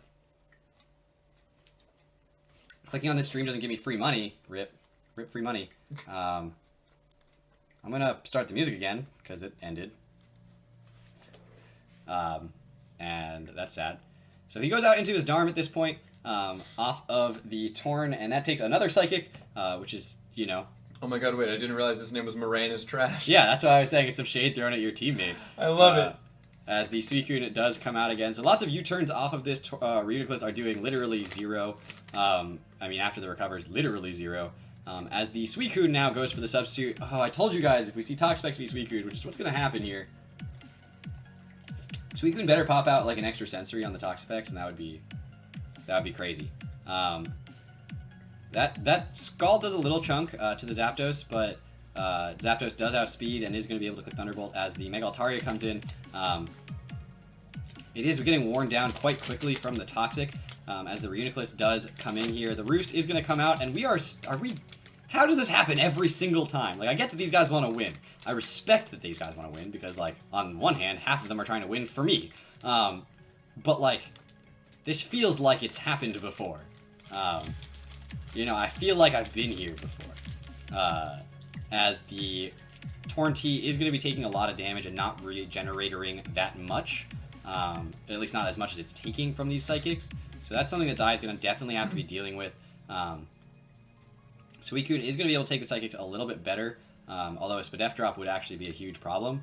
And the leftovers, he doesn't have knockoff anywhere, unless he has it on Torn, but his Torn is too weak to click knockoff right now and stay in on the Reuniclus. So he's going to have to make a read to get into that Tornadus and then get it out as well. As the Zapdos does come out here, as the Suicune goes for the substitute. Now, Zazo is admittedly in his favor, doing everything he can to not go Toxic XP Suicune right here, which I personally respect. As another Scald does not burn. I just don't like it. It's just slow. Neither of them will hit each other for anything. Gotcha. This is very circular. Although Zazo is getting a lot of crits. So Zazo and Playmaker are clearly the two Hax gods here. As he actually goes hard Gallade, Mega Goldoa. Question that. I did win a championship with Gallade, Mega Gallade, but I don't know, man. I feel like I'm more likely the Dragon. Wouldn't that then be non-Mega Goldoa? Well, it will be Mega Goldoa. Oh. When he Megas. Oh. But he didn't Mega. Oh. Because he didn't want to take a return. Is there no rule about you have to Mega as soon as... There is when your first time you click a move. Like when he switched it in and he switched it out, he didn't actually do anything. If he stayed in for that turn, he would have to Mega. Gotcha. Because you can't Mega like on switching. Like it starts unmega. And then you Mega when you stay in. So he didn't stay in, so he didn't have to. Mufasa. As this Zapdos is actually putting in a ton of pressure on Dai's team and takes out the Cobalion here. That Thunderbolt did a lot of damage. As the Darm comes out now, it is already down to below 50% from that Psychic. I don't know why you would go Darm on a Reuniclus and take a Psychic, but he did. You know, we're here now. The game is already... Casper, Careful, Casper! I feel like we said that last time at this time, so... I believe it is static. I think it has the red ball. What is that ball called? The event ball. Cherish ball. I was going to say Pokeball. As the Toxapex does come in and take the Flare Blitz, just eats it up. As in comes the Torn on the Toxic, and I think, and I've said it before, but I think Zazo's got this one. I don't see... Drink some of that Playmaker juice. Confuse it. There's a chance there.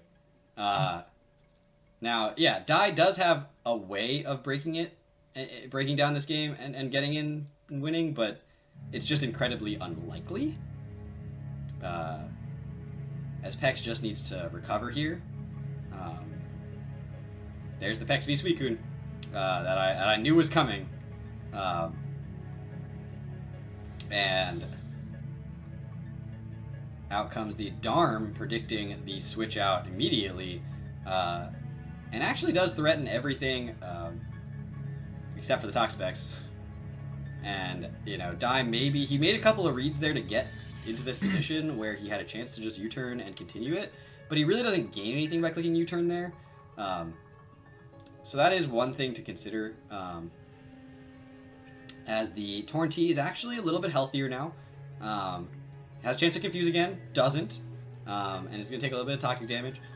He can switch the Torn T out to keep getting HP back, and he's going to do that here, but then at some point, if this Pex reads that and goes for a Toxic,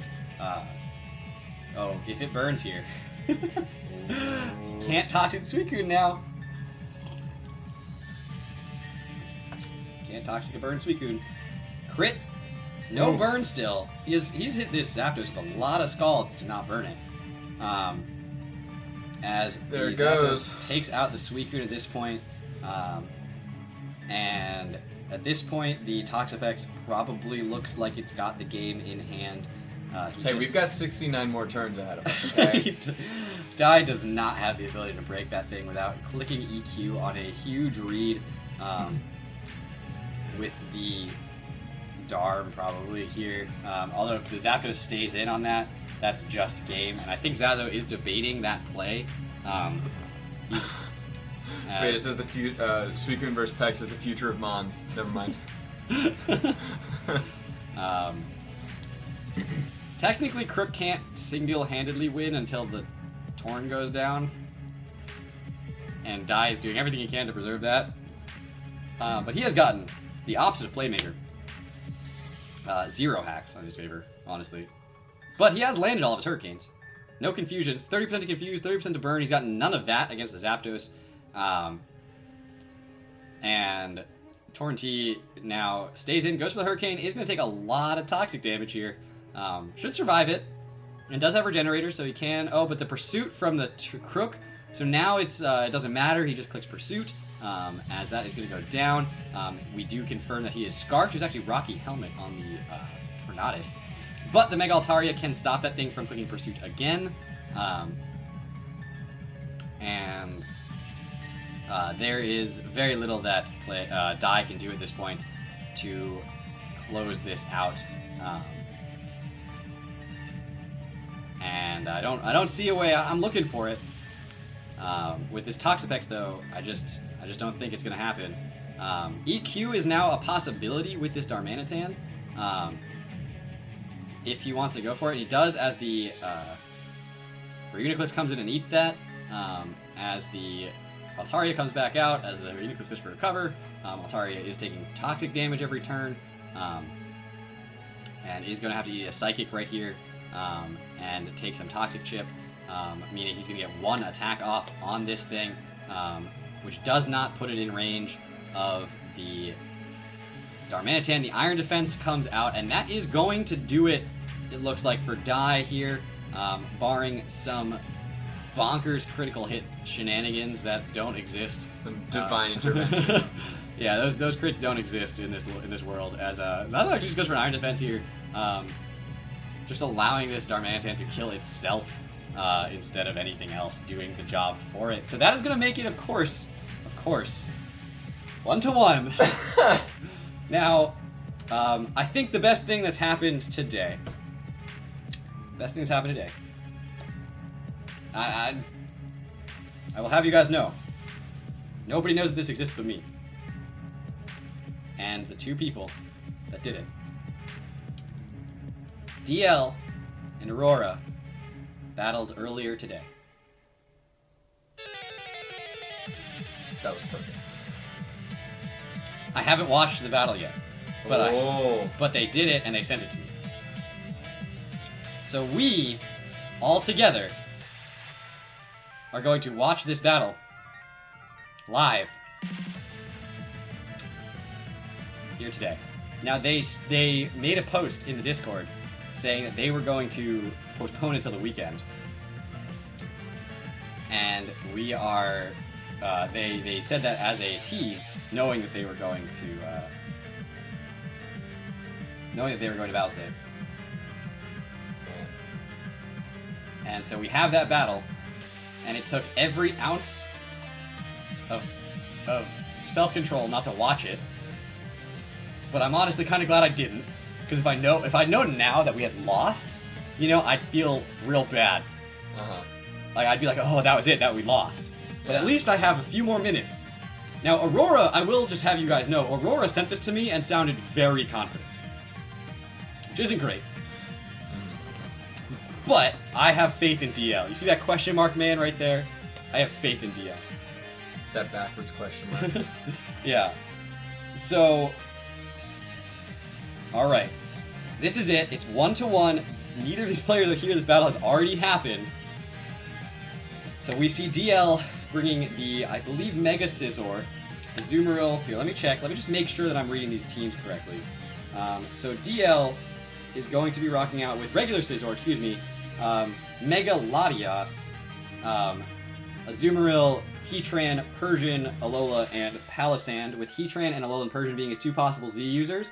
Countering that will be Aurora, who brings the Tapu Koko, Weavile, Mega Aggron, regular Latios, Volcanion, and Decidueye, with Latios and Terrakion, which did not show up as the 2 possible Z users on that side.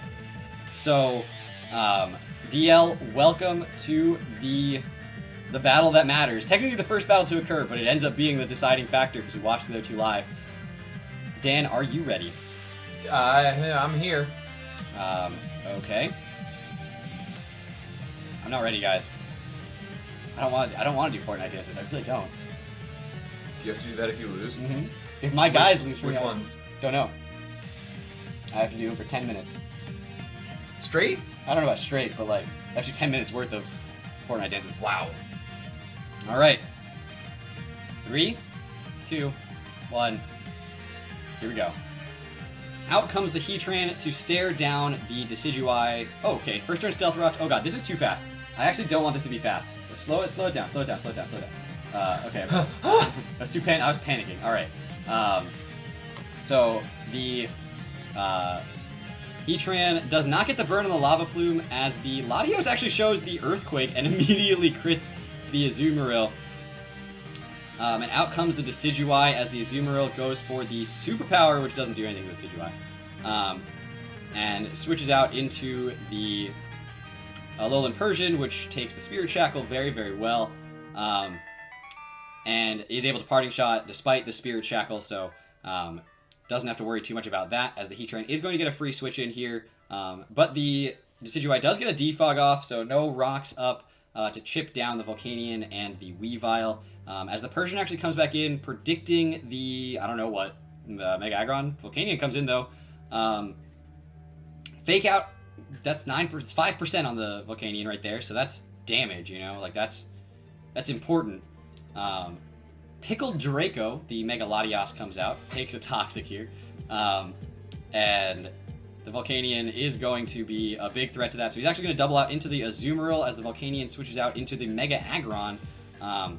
Now, DL has shown a trapping Azumarill before, but this one appears to not be trapping. That is huge power right there. That superpower crits the Mega Aggron, but the minus defense will allow it to take out the Azumarill, but it's down to 25%, and out comes the Heatran to revenge kill that, and it is 5-5 right now. Oh god. Okay, so the Weavile comes out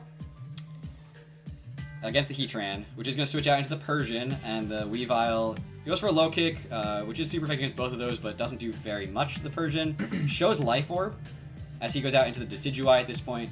Foul play, eats a Culver Berry. Okay, so baits out the Culver Berry here, as the Persian can just go for a Parting Shot. Now, it is a Z user potentially, as is the Heatran. We haven't really seen an item on either of those 2 mons, so definitely could at any moment just like throw a Z move around. Out comes the Latios, as the Stealth Rocks are going to be placed back up because the Weavile and the Volcanion are huge threats. Palisand comes out, and... Oh, you're right, Aurora's a girl. I apologize. That is my fault for just... Yeah, that's my fault. But Latios comes back out. I will fix that. I apologize. I do know that, and I'm an idiot, so I'm not going to defend myself there. It's me being an idiot. You should talk to someone who's like in the organization, part of the TTM, who knows these people. No, but yeah, it's a bad instinct of mine, and so I apologize for that. So anyway, we are continuing on with the game between DL and Aurora, female, and they both die. I was not paying attention to what happened, but everything's dead now. Well, not everything, but it's 4-4 as the Koko comes out, and the Alolan Persian is going to be able to fake out onto that Koko. Hashtag never missed. As the Latios comes out, the Koko has a free Dazzling Gleam, but actually goes for the Thunderbolt here, crits the Latios, and shows Life Orb as well. So I think the Weavile was also Life Orb, and died to Life Orb recoil, but the Dazzling Gleam comes out, and that's just going to take out the Mega Latios. So Aurora is up 4-3 now. I don't like that. Okay, so Aurora's up 4-3. Like I said, she sounded super confident when she sent me this link, so...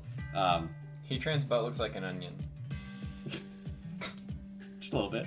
Flash Cannon comes out, and the Latios survives on 1. Wow. As the Persian comes out, takes the Earthquake very well. Wow. Really did Did not care about that Earthquake at all. And Decidueye is going to come out here. The Persian is free to go for foul play, which does a lot. And actually can go for another one now. And take out the Decidueye. Jeez. Okay, so... Guys, it's turn 28. Slow down. Yeah, this is crazy. They're actually like playing at a reasonable pace. So Aurora now goes into Coco and kills the Persian, which was the only thing that I spent the Latios. Okay, Scizor comes out, so Bullet Punch is pretty... He doesn't... Okay, he didn't Bullet Punch. I am nervous, Dan. Why didn't he Bullet Punch? He goes for the Superpower. What was he predicting? The Volcanion? Maybe. I mean, okay. It worked. Yeah, he survived the Thunderbolt somehow. Okay, so DL Quick Attack. -1 Quick Attack. Gold. That's it. I mean, Volcanion wins this game, it looks like, so it's probably gonna... I forgot he had a Z user left. He has Z Earth Power, he kills Wow! He kills the Volcanion, the Latios dies to Stealth Rocks.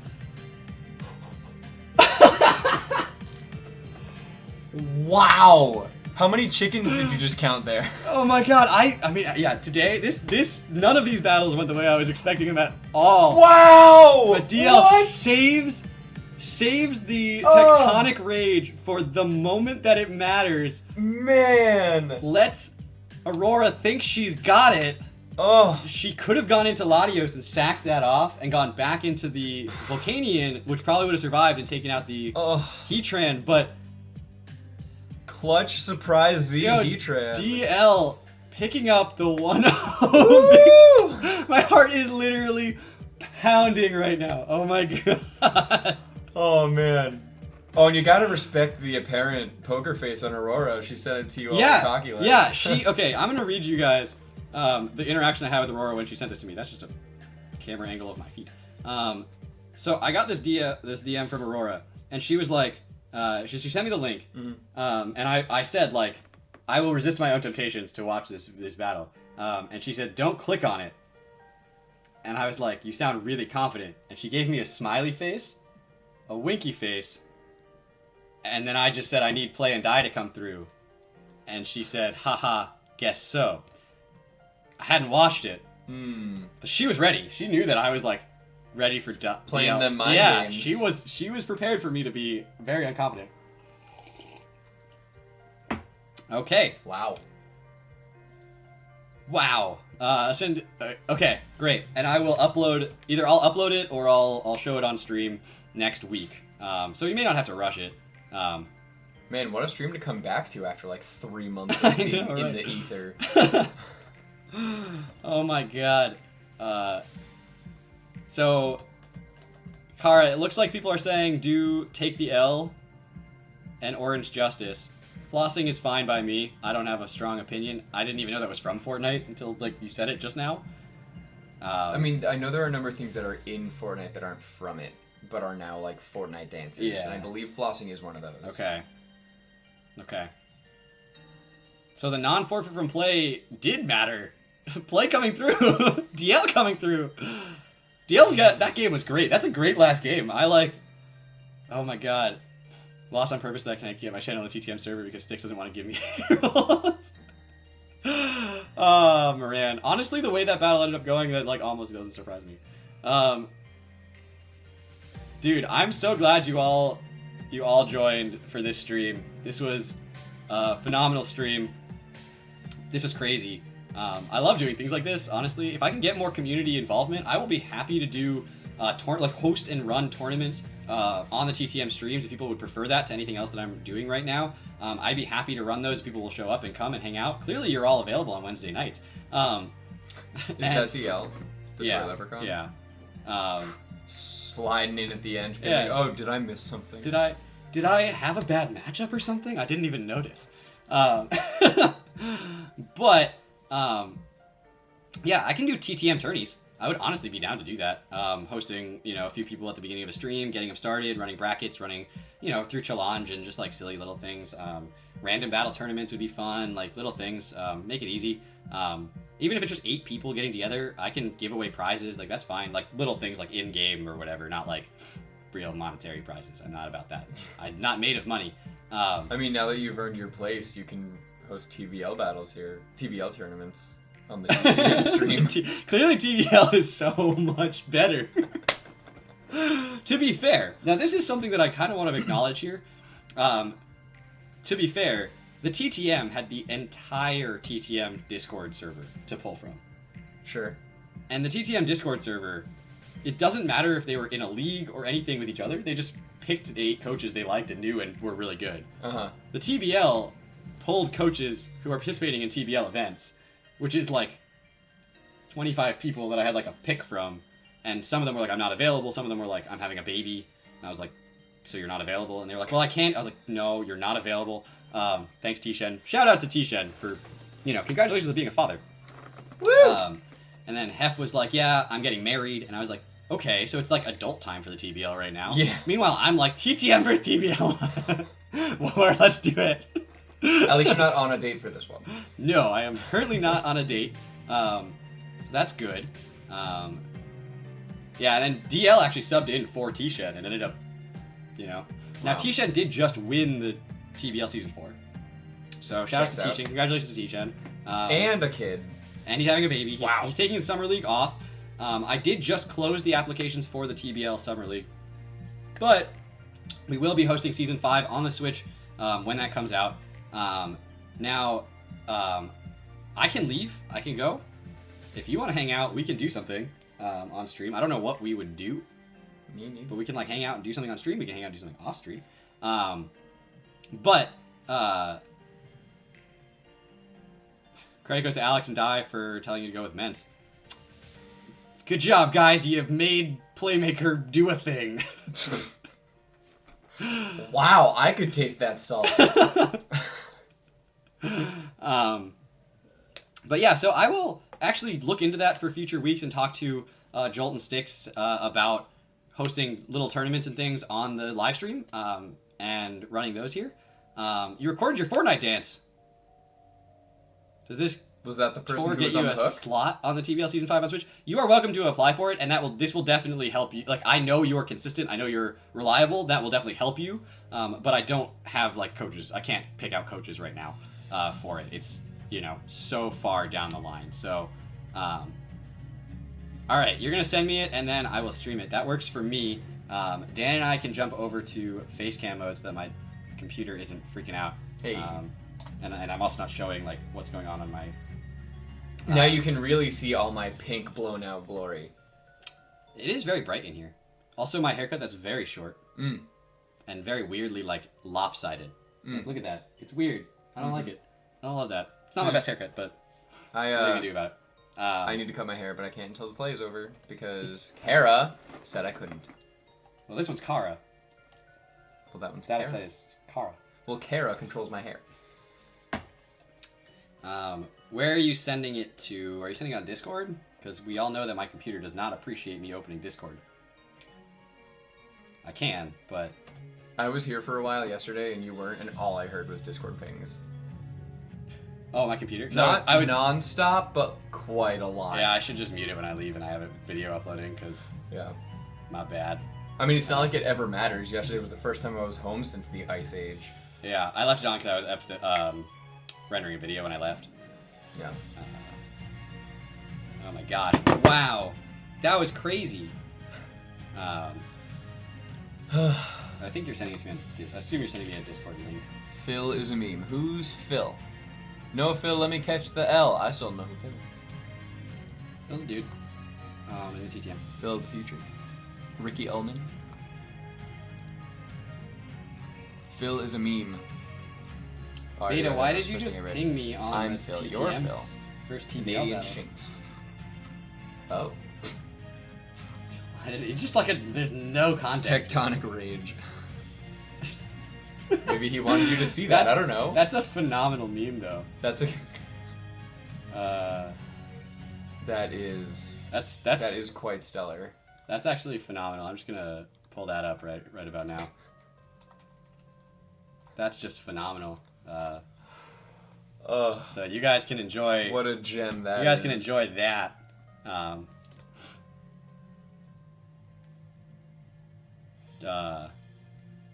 All right, so where are you sending that clip? Do they all have to do it? No. So it was me and Kara were like running it. Okay. So whoever lost had to do it. But I Gotcha. also get a bonus victory here. So I not only don't have to do it. Mm-hmm. Cool. You know, honestly, and this is something I should never admit to on the internet because like people will take advantage of this. But I've never dabbed. I've sworn to myself I would never dab, so that would have been a much worse punishment than doing a I've never told myself I wouldn't floss, I wouldn't do a take the L dance. I will look like an idiot on the internet. I have sworn to myself that I have never and will never dab. Should I admit to that on the internet? Definitely not. Because there will be a time in which I will lose and something will happen and someone will be like, you're going to dab and you leave. If you lose, and I'll be like, do it now. That's my bad. I thought I wasn't going to. Silly me. Gonna make me dab? How are you gonna make me dab? I feel like if someone else like grabs my arms and forces me into a dab position, it doesn't really count as me dabbing. Yeah, that's not really a dab anymore. That's just kind of kidnapping. Also, I feel like right now, if I dabbed, I am so inexperienced at dabbing, I will just smack Dan in the face. Dan's and he'll dab that way. And he'll yeah. Just like a big elbow. Like, oh god. He's gonna kick me in the face. Is what's gonna happen. Yeah, guys, it's a really bad idea to have me doing any sort of like movement. If you haven't noticed, I always just sitting in this chair. I don't even go to the bathroom during my streams. I just sit in this chair. Yeah.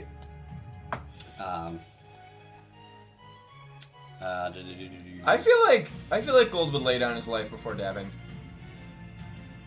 I really have never. I've like sworn to myself. Like that's something that I take pride in.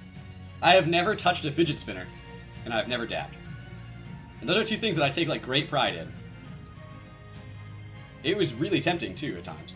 Sure. I've been around fidget spinners and like just been sitting there, and I've been like, maybe I should try. And physics is cool. Yeah, and I would like torque and stuff. Yeah, I used to play with those like connectable circuits, and there was one time where I accidentally, just so super sweet. That's the nerdiest thing I'm ever about to say. Can't wait. I accidentally made a circuit that had two parallel paths with batteries powering like a little motor that had like a spinning top on it, but it was way too strong. And so basically I could turn off one of the parallel circuits and then it would just start it up and it would start spinning and it would be fine. And then if I turned on the second parallel circuit, the whole thing would get so fast because it was way too much energy that the like it was a little like circular, it looked like a fan. And I think it was supposed to be a fan, but it took off of the machine, like of this little circuit board, and it would just fly up, smash into the ceiling, and I thought it was the coolest thing, and I could never recreate it once it had been taken apart. But I was so proud of myself because it was like this thing where if I put it on and started both of them, it would just kind of fall off. But if you started one and it got to speed, and then you started the other one and sped it up again, it would stay on because it wasn't going so fast so quickly, and then it would shoot up once it caught enough energy, and I just thought it was the coolest thing in the world, and I was a nerd. Past tense. I am a nerd. Present tense. Check the TTM versus TBL server one more time if you can. Okay. That one's not as good though. Tectonic Rage one is just so much better. It's still pretty it's funny. Pretty funny. Yeah, it's... But I mean, there's something about the Tectonic Rage one. Yeah. I don't know what just happened. Me neither.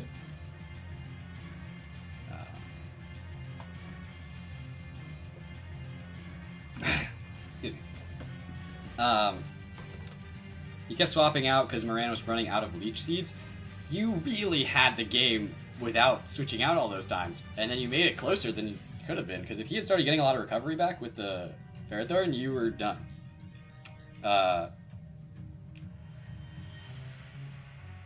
But yeah, you did also hack Moran to death, like a lot. But dude, I'm glad that you had fun. It was honestly a great. So for those who don't know the background, I think it might be fun to talk about it a little bit as this is coming to a close. And I know people are probably leaving the stream, but I'm not going to worry about it too much. This is like I usually stream for about 2.5 hours anyway, and it's actually been about 2.5 hours. Pretty good. for those of you who don't know the background of this, I basically got a message in my TBL server that was telling me to. They were like, "Weren't you going to do something where you're going to get like a TTM versus TBL war, like lol kind of like joking comment?" I might have been in my front office honestly when I was prepping for a battle. So immediately from there, I just went over to the TTM server and was like, "I challenge you to a battle." And they were like, all of the TTM members were like, "No." And Kara and Aurora were like, "Yes."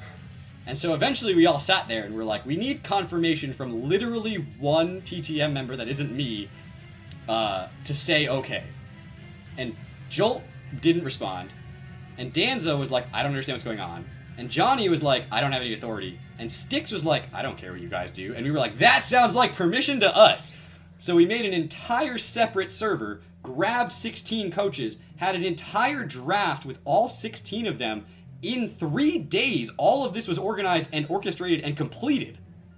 Then they started having battles. They've had 2 weeks to do battles, which ended on Sunday. And then they had 24 hours from there to pick the matchups. The TTM had the chance to pick the matchups because they earned that because they had more wins than the TBL. And this all happened in the last 2 weeks. And then I said, we're streaming on Wednesday. They were like, cool, we'll be flexible, we'll be on.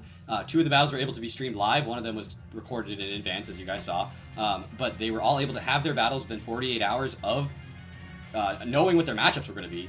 And then this was all orchestrated by Kara, Aurora, and myself. And we ran the whole thing. We had a bunch of people being like, these rules don't make any sense, and us being like, well, we put them together in literally 48 hours. We made an entire doc in like 24 hours after knowing that we were going to be doing this, which is super cool and something that you just don't get very often. You know, leagues nowadays, they're either like in season like 7, and you're like, okay, well, this league has existed, and there's like all of this stuff in the background. But Stick said no, and Jolt said sounds like, okay, so it was I had it backwards, yeah, so I apologize. Thank you, Kara, for the correction. TBL versus GBA. I don't think that one's going to happen, guys. I don't think I have that authority with Tom. We could be honest right here. Maybe Envy. Maybe Envy and I are buds. I did just let him 6-0 me. I didn't let him do that. He just did it. Yeah, so this was a super cool experience, meeting a lot of new people very quickly, realizing there's a lot of people out there who want to do things like this, very spontaneous, very exciting and new and original types of battling and formats and stuff like that, which is why the TBL Summer League is going to be a sort of like this kind of style thing. But again, a little bit more organized, a little bit more going on in the background. You know, and it was like, I didn't even really feel bad making cuts for this because nobody even knew it was happening until all the people had been picked. Like, people were like, wait, can I get in? I was like, sorry, we're like already done drafting. And they were like, it's been like 48 hours. And I was like, yeah, it happened. Yeah, so Phil uploaded a video and linked it in the server. All right, so we're gonna, again, check that out. Okay. Okay. Hold on. No. Stop. Ooh. Stop. Full screen. Go here. And I'm going to turn up...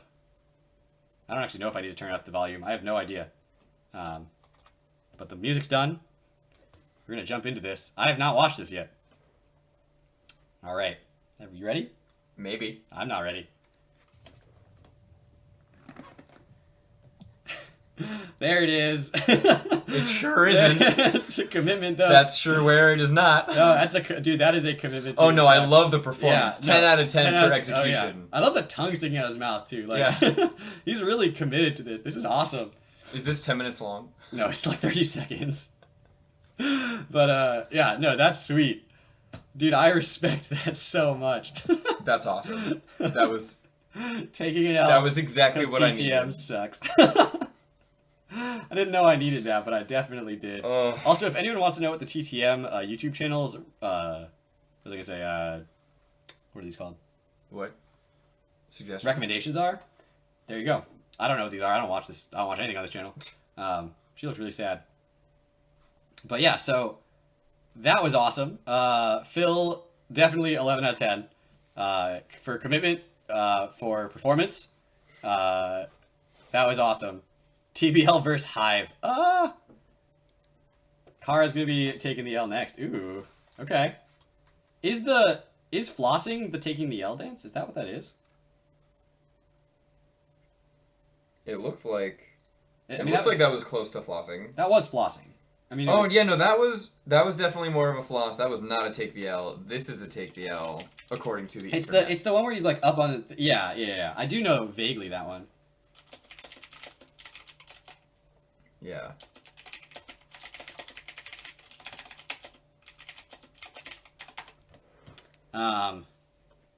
There is no dance called the L. Hive would stomp No. to make Goldoa dab. Dude, I've beaten every single person I've ever played in the Hive. In the Hive? It's a league. Oh. Why would the punishment be me dabbing? Why is that a big deal? I could tell you guys I've never done anything. You guys would suddenly be like, oh my god. I'll be like, yeah, I've never eaten a Slim Jim. You guys would be like, eat a Slim Jim. And I'll be like, okay, like that's fine. But I can like make you. I can make you guys dance. It's great. You guys gotta be more careful on the internet.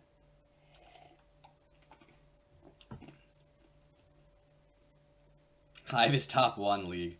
Because I have to dab? What makes that a requirement in life? It's like to graduate life, I have to dab.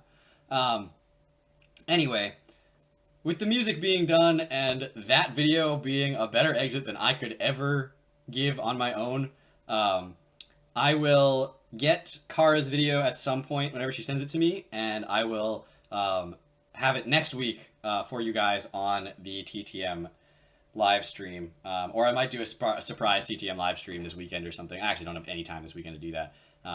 Saturday's my mom's birthday, and then Sunday I'm going to be playing D&D in the evening, and I'll be out from like noon onwards. So really don't have time this weekend. Not to mention tomorrow I have my GBA battle and my APA battle potentially, and then Friday, and I'm going out to do a workout tomorrow. Oh, tomorrow's gonna be a long day. This weekend's gonna be long. Friday I'm kind of free though, but I was gonna do my own stream on Friday, so. You know. Anyway. It's okay, Beta. Tell my mom a random dude on the internet wished her a happy birthday. Alright. She would probably not be surprised. Have you guys ever heard the story, actually, before I finish, have you guys ever heard the story of the time my mom almost choked to death and didn't tell me because I was streaming? This is honestly one of the strangest experiences. So this was back when I was in my old... I know this story. When I was actually streaming from my mom's house, back when I lived there. And she was... So I streamed every night. Back then I streamed 7 days a week from 9 p.m. to 1 a.m.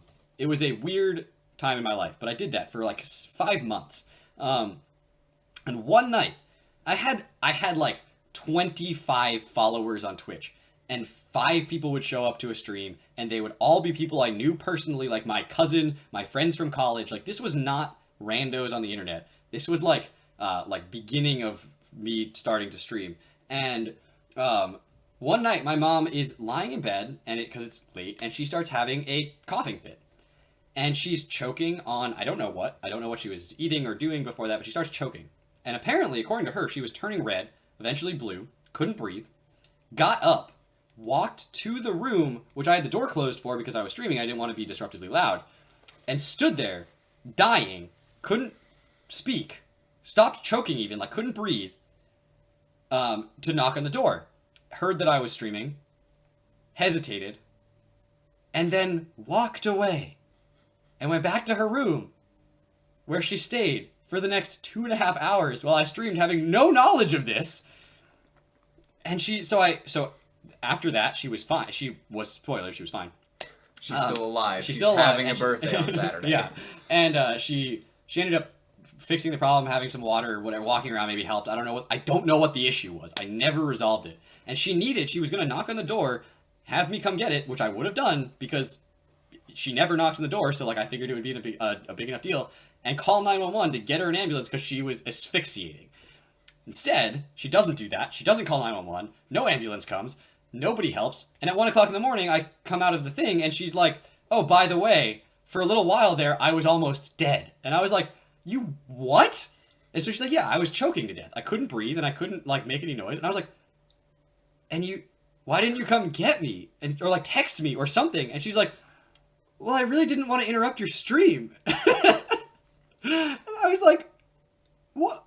Yes, you should have. Like, what do you gain from that?